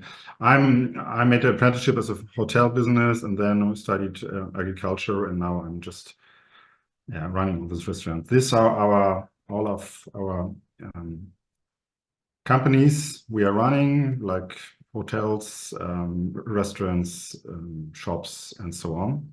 And the very most important thing is the Hiddensee Kutter fish, where we try to sell the herring. We started at least 15 years ago when the quotas went down all the time. It's an idea how to put the herring in value, because it was like in Germany, herring is very cheap, and you can buy it in like Aldi for €1 a tin, and we try to change that. And we try to make that the fishermen, the small coastal fishermen, can still live here at the seaside, because we have also all the restaurants next to the harbors, and if there's no fish vessels left in the harbors, so we are losing a lot. And yeah, so that's all we try to do. And but we have the problem, the herring is coming down here in March, April, and there's no tourist at all. So in the beginning, we tried to sell it in big cities like in Berlin and like Ecot as well, and Scholle and all this. We went to Berlin once a week, and but we still had no solution for the herring, and the herring was a bread and butter fish for the fishermen down here. And so I went to Portugal and saw all these small tin shops and said, okay, they have an idea for the sardina, and we have some tin factories here on Rügen, but they didn't take the herring from the Eastern Sea, they just have the North Sea, and Paalvliet van der Plas is here in Sassnitz. They used to be here, now it's closed because they're not longer allowed to fish in the British Sea. So we are doing the preparation of the herring on our own already. Yeah. So we invented this small tins that are sold all over Germany, but it's not very much. It's 20 tons left. But it's put it in value. We made a brand, like the Hiddensee, the island of Hiddensee is known in Germany, and we have some. This was the Minister of Agriculture, Müller. He was famous that he didn't put down Roundup Ready. Yeah, we have nice designs and logos, and we have artists now that are that are doing nice tins in small boxes. We have invented some shops where you can buy these tins, and you can buy also wine and liquor and all these things.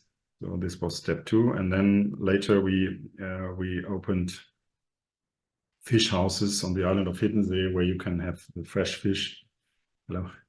And so we always try to put this fish in value, that the fishermen can still live from this. Even the quota for the herring is nearly put down to nothing at all. And the idea is, just to try to make them survive.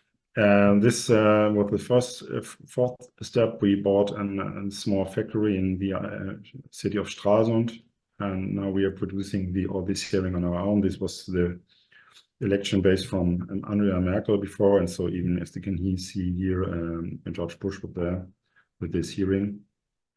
And yeah, everything we do is try to make the fishermen be proud of what they do, of their work, because all the time they are told that they are bad and they are destroying the ocean, and as you can see, these small vessels, and I hope you agree, these small boats, and like it's the same in Norway and Denmark as well. These are the ones we have to protect, and yeah, we have a lot of corporations. There are still some factories left in Germany where you can that produce fish, but it's going down because the increase of the cost for electricity and everything. And like this on the red side, this Steffen Schnorrenberg, one of the last fishermen of Hiddensee. Or when we open the restaurants, everyone is coming. This is Manuela Schwesig. She's our minister. Yeah, and that's what we do. And we are as well with the Slow Food of Germany. Like a couple of weeks ago, I spoke on the End of Fish Day as well. Yeah, as I am a farmer, my English is not that best, so that's why I could do a little bit more there. But Robert Habeck was here before he got minister in Berlin, and yeah, that's pretty much it. I don't know. It's a small example how you could put fish in value while the quotas are going down, because yeah, I think it's worth it. Yeah, thank you. Thank you, Mathias. This was very interesting, but I must ask you, you are so creative. The whole family tends to find new sources for developing things. But is the main problem for your small fishermen around Rügen, is that the quotas, or has it also to do with trawling and poaching from the bigger industries? Or is that could they have survived if there was no quotas? Is it just that? No, it's not. Yeah, with the hearing, yes, maybe they could survive without quotas. But we all agree that the quotas can't. They have to be like this, but even or at least for the big vessels. But the small vessels should have at least a basic amount of quotas to survive. That's what we try to tell everyone. I don't know very much about the big vessels because there's not really big vessels left. They're from Poland, coming some, but here this area is just the water is too shallow for big vessels. So we have some very big problems with the cod. There's no cod left, as you all know.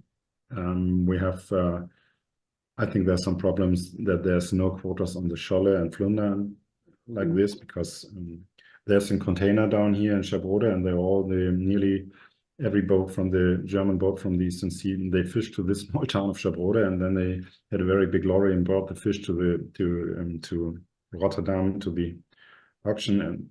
And what I always do and try to do is that people that are here, tourists, locals, they have to be able to buy the local fish here. Otherwise, they are not interested that the fishermen are still here, because there's nothing they have to do or deal with it. There's no fortune for them. Yeah, but so if I rephrase my question, if we had a total stop for the industrial trawling, would your fishermen in your surroundings survive then? Because then they are not sort of a part of the actually quota system. The quota systems are for the big vessels, for the big trawlers. So if we just had the coastline small fishery, then it was, And the former speaker, Nils, he said to you, he totally agree with you. Small human consumption fisheries is not the problem. Yeah. It's not the problem, and all the science are the same opinion that they are not the problem, and they are needed not even for the fishing, for the consumption. They are needed for the scientists as well, because they are fishing the fish, and then it could be counted, and then they can make their Untersuchung. What is Untersuchung? I don't know. Investigation. Investigation. Yeah, and that's why they have a very, very big interest of for this small coastal fishermen. And yes, I think this is the way. Small fishermen selling the fish local, and that's the only thing we. Because a bit back to basics. I'm sorry. Yeah, a bit like back to basics. Yeah, of course, back to basics, because then the fish is worth more, because then it's for tourism and all this. There's a lot of more money in the fish than just instead of just eating it. That would be, and this is not the biggest problem. The biggest problem is that the fish goes to the salmon farms as yes. food. Yeah, as this is not for human consumption. Yeah. That's ridiculous. Yes. Yeah, but thank you very much. It was a good view over how it is in the local area. Thank you very much. You're welcome. Now comes a quite. Yes. Oh, sorry. Oh, sorry, I didn't see you raise your hand. Nils, please. Yeah, if I may. Thank you, Eva, and thank you, Mathias, for giving this, and I have to say, in a way, hopeful type of reflection of what can be done, because I totally agree with you. This idea of sort of going out fishing for money instead of just coming and handing some kind of, that again has to stop. We need to see it as the resource, as the product, as you monetize basically the increase, the huge value, and also the tourism value is huge. What I want to say about, and just reflect on your comment there, Mathias, is that we have to understand that there is not one fishery. Everyone says the fisheries. That's not correct. We have maybe 10 different types of fisheries, because the Baltic is different. But it's treated as such, and there is this view that there's a fight between NGOs, for example, or whatever, and fishermen. That is not true. I most likely will agree with Mathias in 9 out of 10 things that we want to do or change. Most likely, not so much with some of the bigger guys that keep making up stories about there's plenty of fish. No, these guys will tell you there's no fish. So this is very important to understand. There is no such conflict between many parts of the fishing sector, NGOs or scientists, whatever, but it's perpetuated as a war because it benefits some people, and this has to stop. Thank you. Thank you very much for pointing out that is a very important issue. Thank you. Thank you to both of you. So now we will have a quite different talk. Presented by Dr. Julius Morkūnas, who is working at the Lithuanian Ornithological Society at Klaipėda University. The title is, How Does Industrial Fishing Impact the Wintering Seabird Populations in the Baltic Sea? Julius, the floor is yours. Hello, everyone. Nice. It was really interesting to participate and listen to your talks. And I will try to share a little bit different aspect what I'm working with. It's how does fishing industry impacts another stocks or resource that is called seabirds. And I'm working on seabirds and in the Baltic Sea, and mostly working with the small scale fisheries. So it's been very well evaluated as a really stock saving good practice. But I have a little bit different story, and I would like to show a little study what we did in Lithuania. So we have very small portion of the Baltic Sea, and mostly it's used in Lithuanian summertime as a resource, but also we have different activities during the winter time. When the beach get empty, lots of seabirds arriving for wintering. It's the same all over the Baltic Sea, and it's one of the important places for the Arctic diving sea ducks, loons, divers, all sits as a wintering site. and it holds the large population of these birds in the Baltic Sea. And there is a protected territories that is designated for the conservation of these species.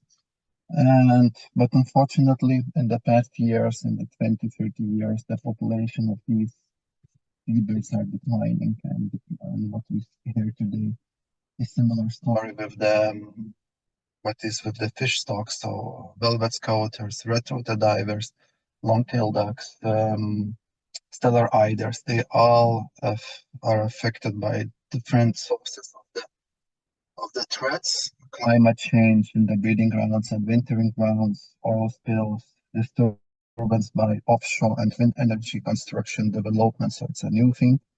Then the degradation of the habitats by effect of invasive species like ground gobies, bycatch, and also we discovered recently the story of the effects of marine debris ingestion. So they are ingesting some plastic. And probably I evaluate the most largest problem is the bycatch and the accidental as an accident in the fishery gear. And mostly it's in the quite shallow areas done by gillnet fisheries that they are very effective catching fish, but also very dangerous to bycatch birds. And there is some picture showing one season from two fishermen what they caught during the bycaught during the one fishing season. So it's around 200 birds bycaught, and one picture you can see that it's not casual thing, so it could be a week without any bycatch, and sometimes you can catch almost 80 birds in one fishing trip.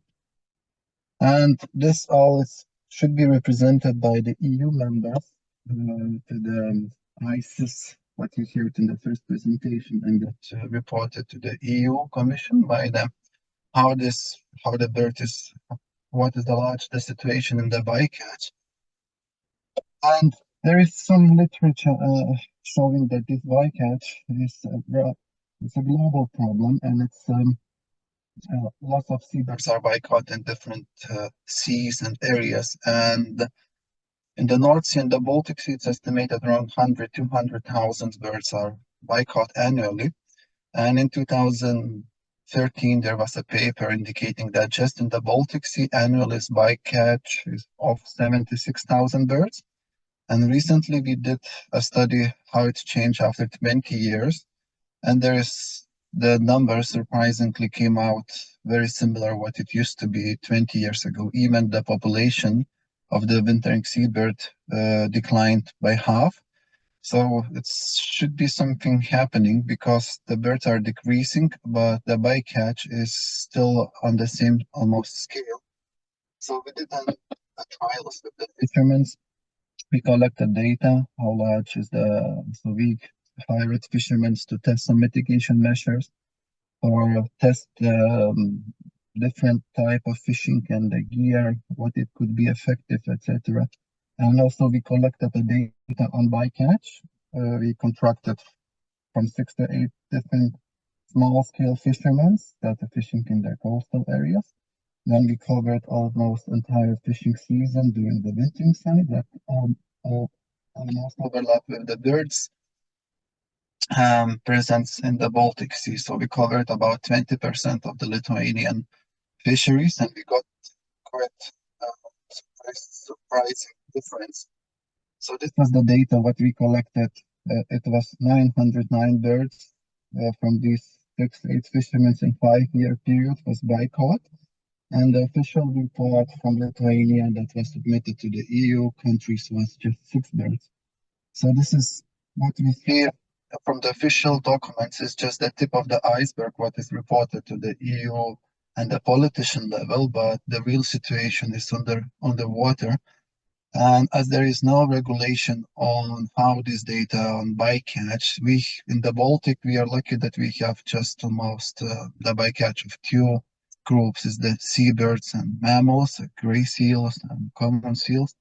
But in the other seas, this problem is much more larger, covering sea turtles, sharks, rays, and other marine animals. So as the dolphins in the Atlantic and harbor porpoise in the Swedish and then Danish waters. So we did testing. So we did before testing a different material that we attach on the gear, on the gill net, on the water, but we didn't achieve the good results on the bycatch mitigations, and the bycatch was too large. And eventually we came with the idea, what if we try to adjust the fisheries to the behavior of the birds and the situation. So we tested a predatory shaped kites and the night setting of the gill net, so they would be left just for the night in the water, in the sea, and we saw a really very positive results that in the control group we had a larger bycatch comparing to the night fishing or the gill net fishing. It was reduced by 2-3 times less bycatch of the birds in the gill nets that are deployed at night, or they are attached with the shaped kite of the birds of prey. But it was good to know that the fish catch was not didn't interfere much. So even in the night, the fishermen can catch more fish by putting the effort. But using night fishing and kites, we can reduce the bycatch of these species by 70%. So it's showing very positive results that could be implemented in the practice of the fisheries, just changing a little bit of the common practice that probably will cost a little bit more than what they used to do now. But across the Baltic, it can save more than 50,000 birds a year just from the gill net. So we did these trials with the fishermen, but also we did also investigation with the birds to understand what they do at winter time. So we had to catch them during the night, and then we attach a small GPS devices on them transmitter that they can record the position of the birds and the activity on water.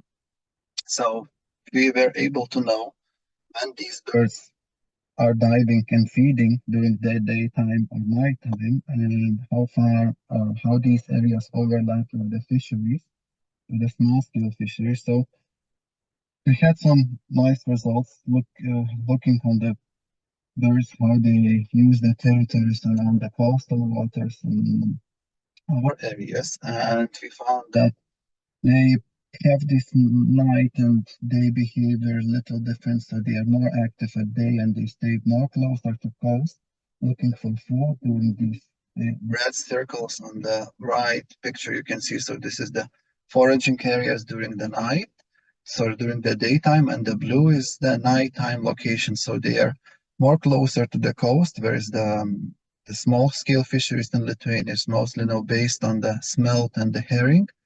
As a cod, we have a ban for the cod fishery.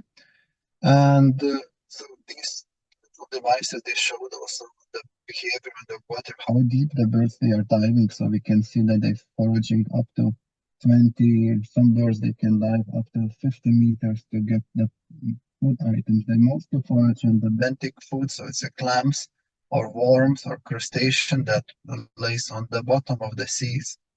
And they have to dive up to 4 hours per day to get the nutrition they need to keep them going. And if looking closer, so we can know even how much time they spend in the water, how deep they dive, in what areas. And collecting all this information, we got this confirmation what we found setting gill nets during the nighttime. That's why we have a less bycatch.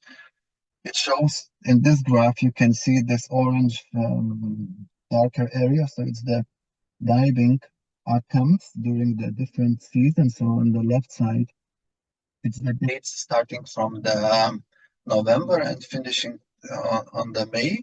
And in the middle, you can see this area that is getting larger on the top and in the bottom. It's the night length during the winter season and spring season and in our altitudes. So we see that birds are very actively feeding in the daytime when there is very short days during the darkest period. they are forced to feed at night also to get this food resource, but they feed not so much actively like during the daytime, but when the day becomes long enough, somewhere from mid-February, they stop diving at night, and then they just forage during the daytime. And this really shows that clever, a little bit more modified fishing can solve the problem. And if you look to the fishermen overlap and the bird overlap, so we tracked also some fishermen. We asked help from them to show them where they are fishing, and we see that there's the same area in both pictures. And on the left side is the bird distribution area from the port of Klaipėda to the south, and the same you can see that the fishing areas are overlap a lot, and they use the same territory. So the solution would be use these territories separately. Daytime, it's preferred by birds because we cannot tell to them that, sorry, we are now going to fish you. Maybe you cannot go somewhere else and leave the area for the gill nets, but we can speak with fishermen. So that what is the next step. And according to our data, that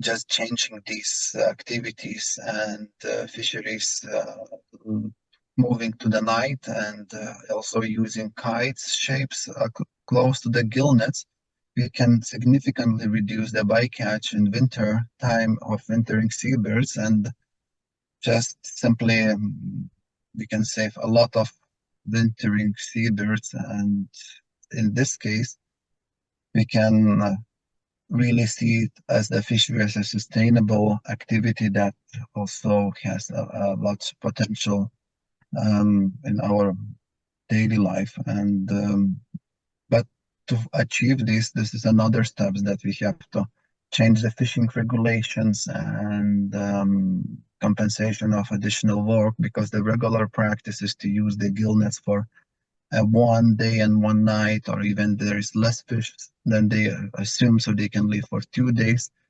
In this case, there would be no exception, so they have to take out, and this is additional travel cost for them. Fishermen to take out the gill nets. And yeah, so this work was sponsored by a couple of the projects, and thank you for listening. I'm happy to answer some questions if you have. Yes, thank you, Julius.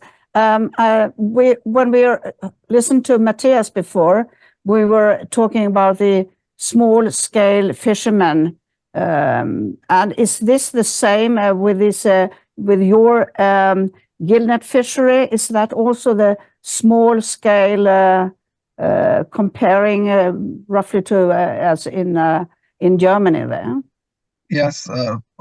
The study what we did, all this data on the bycatch is from the small scale. It's small coastal boats, less than 8 meter length, and not more than 10 meters, operated by 1 or 2, maybe 3 fishermen together in the boat. And this is we consider this, and by the EU they are law the size of the boats. They are small scale. It's this fishing very closely to the shore to get these migrating fish. Do you also have from your country the sort of the big trawlers going further away, or is your fishery concentrated to the small scale? No, actually, also the large trawlers that they go further at sea, and they use these quotas for herring and sprat, and until it was not banned, the cod. So this was the major.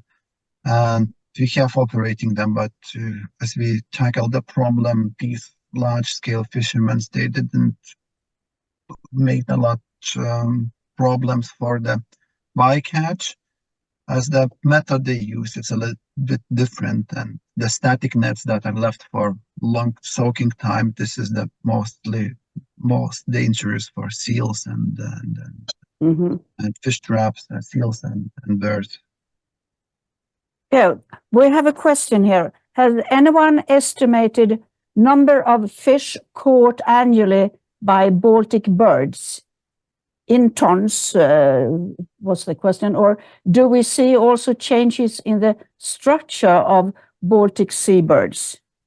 So one part of the question is how much, and the other if there is a change in birds. Well, you said it has diminished. It has been half as much, but are there also different species, or is it for birds as a whole? We see that there is a large decline of long-tailed ducks. That is the most numerous bird in the bycatch, and we have some estimations also related these numbers. What is the catch of fish and how much of the birds are bycaught? So we have these numbers. We can evaluate and look on them.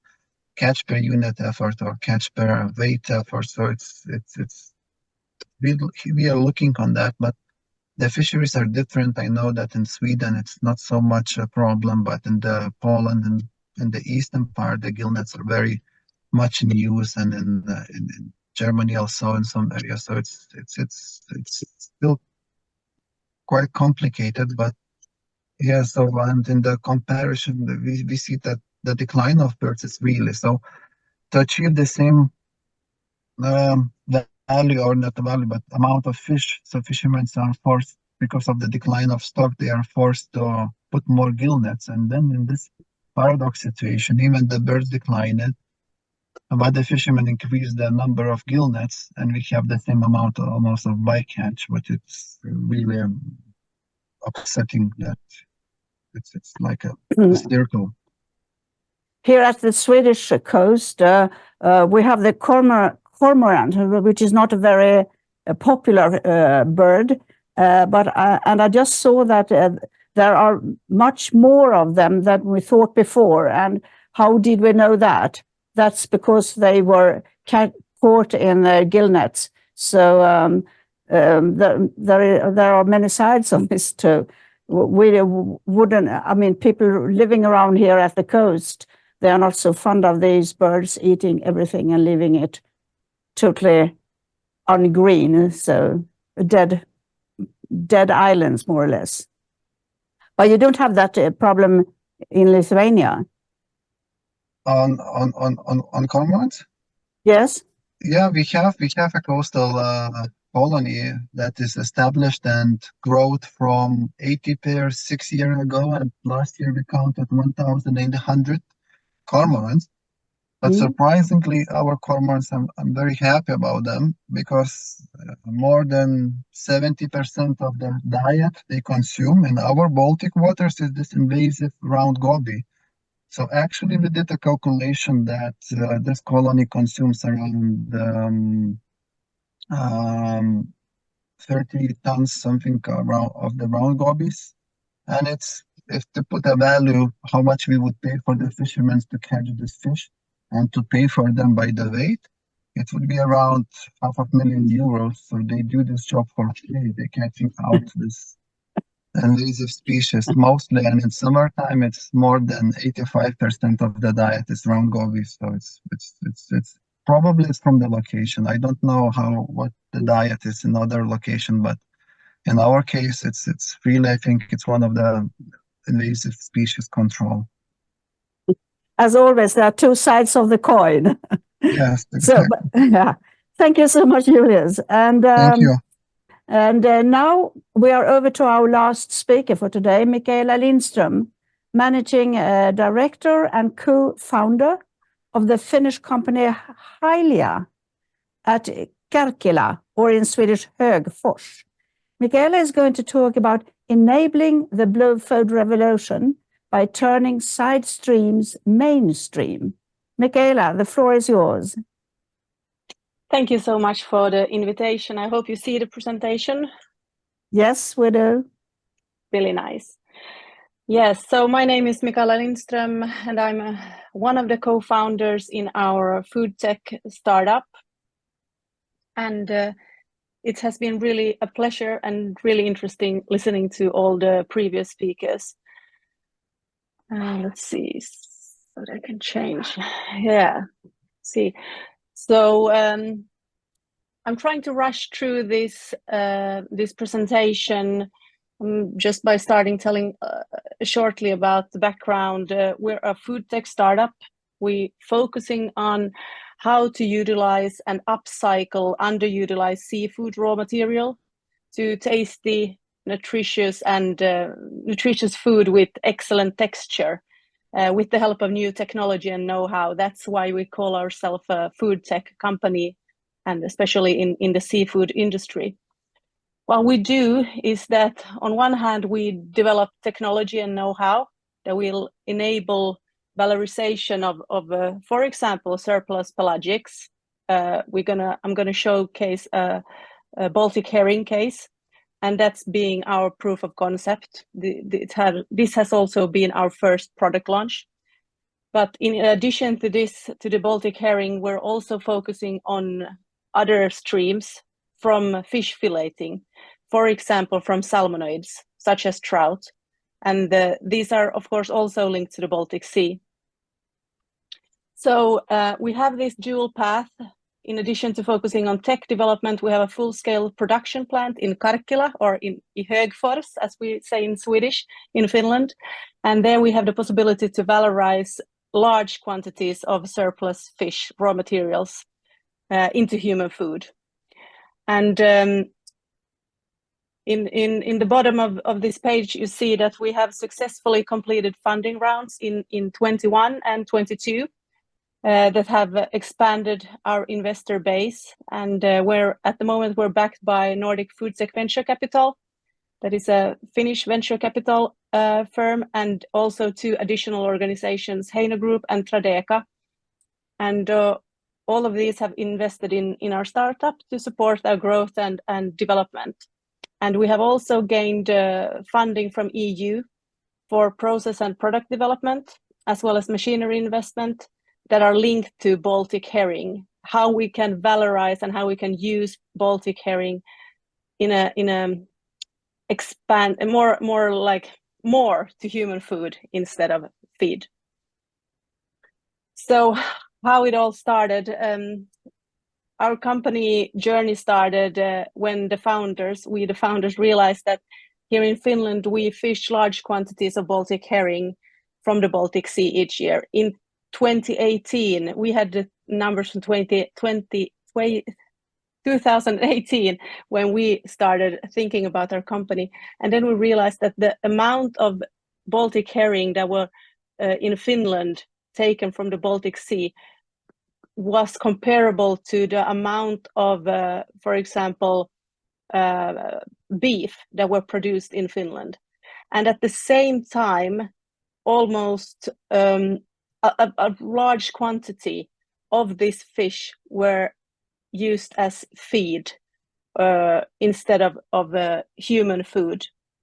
And especially if you look at the numbers, about roughly 3 to 4% ended up on Finnish dinner tables. And we realized that there was a tremendous potential, as this is a protein source. The Baltic herring is an excellent protein source for human food, as well as other small pelagics, because they are really nutritious, highly nutritious, and also in the same time, from a CO2 perspective, they have really low carbon footprint. But then we looked at the market in Finland, and we realized that we live in a country where we have thousands of lakes, and we have a really long coastal line facing the Baltic Sea.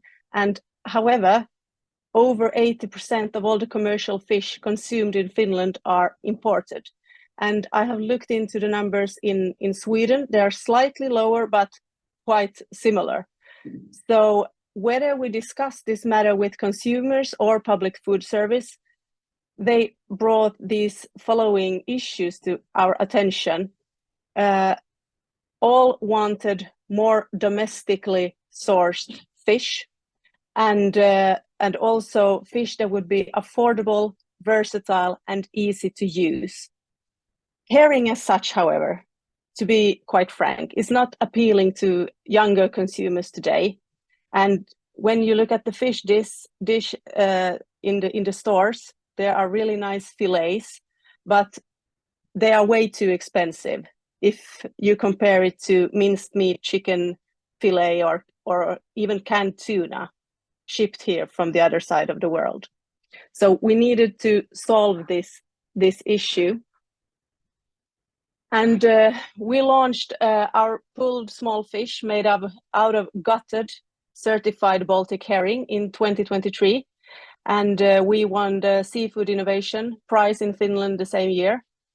And the beauty in our product is that the utilization percentage is way higher compared to if we would only use the fillet, because we use the whole gutted fish. That means that our product not only consists of the fillet, but also the skin, the bones, and the tail. And we do this because we believe that the current utilization of seafood in the world is highly inefficient. And with the global demand for seafood set to double by 2050, as reports have shown, we acknowledge the risks to sustainability and biodiversity, and adding to this the challenge that a significant portion of the fish we catch end up as low-value products. So you could roughly, there are some reports saying that even 70% of the fish that is, taking to being made into human food, up to 70% is somehow discarded. So that means that, that there's a lot to do.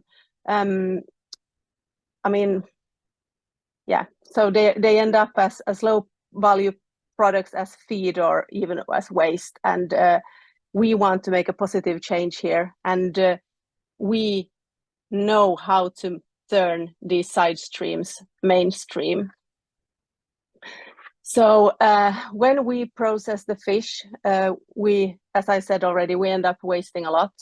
It's like throwing away half of the fish, as you see here. We want the fillet, but there's a lot of meat and a lot of edible in the fish that just ends up as waste.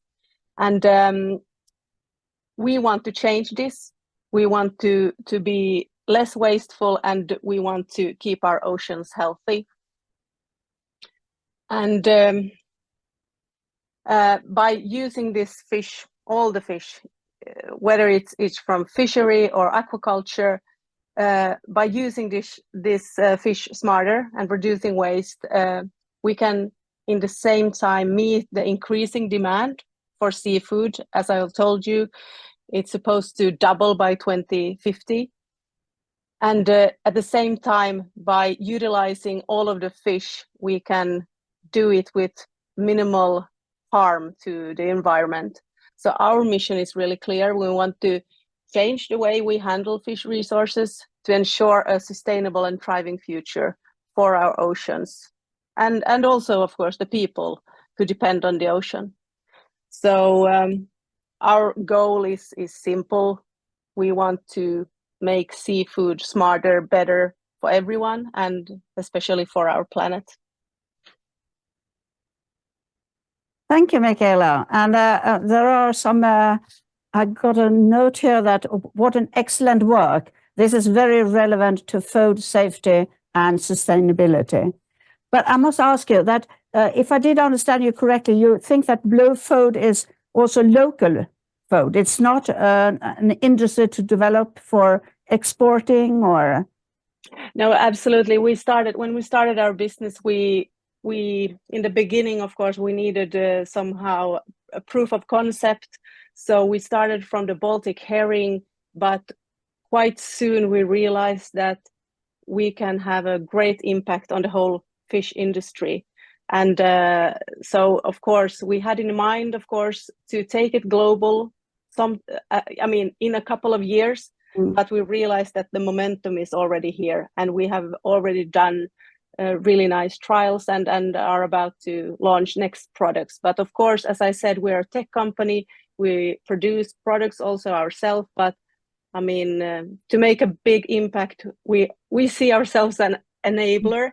So we have a solution for the fish processors that are doing fillets, but then just how to also add value to that, the scrape that is leaving on the cutting table, so to say.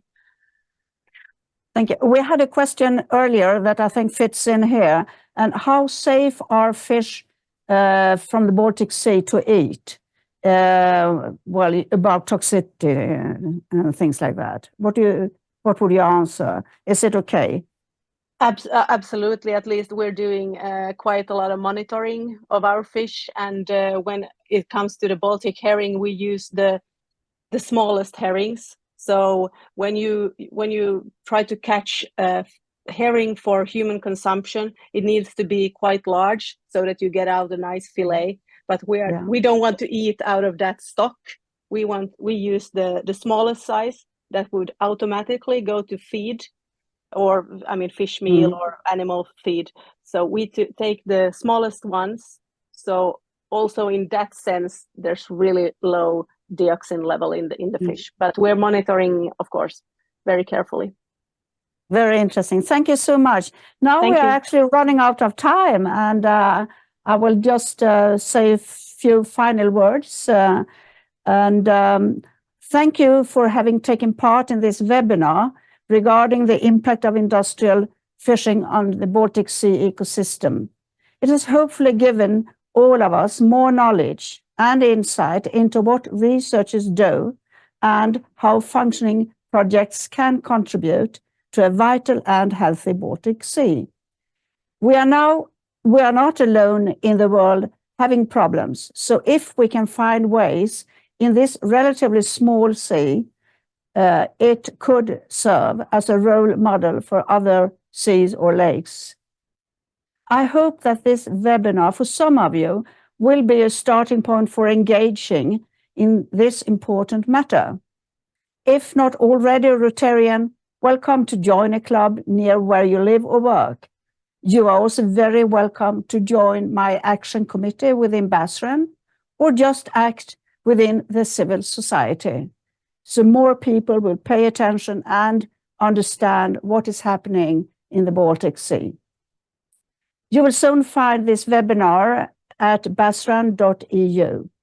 And don't forget, there is a lot to do, but definitely there is hope. Thanks to all our speakers and the audience.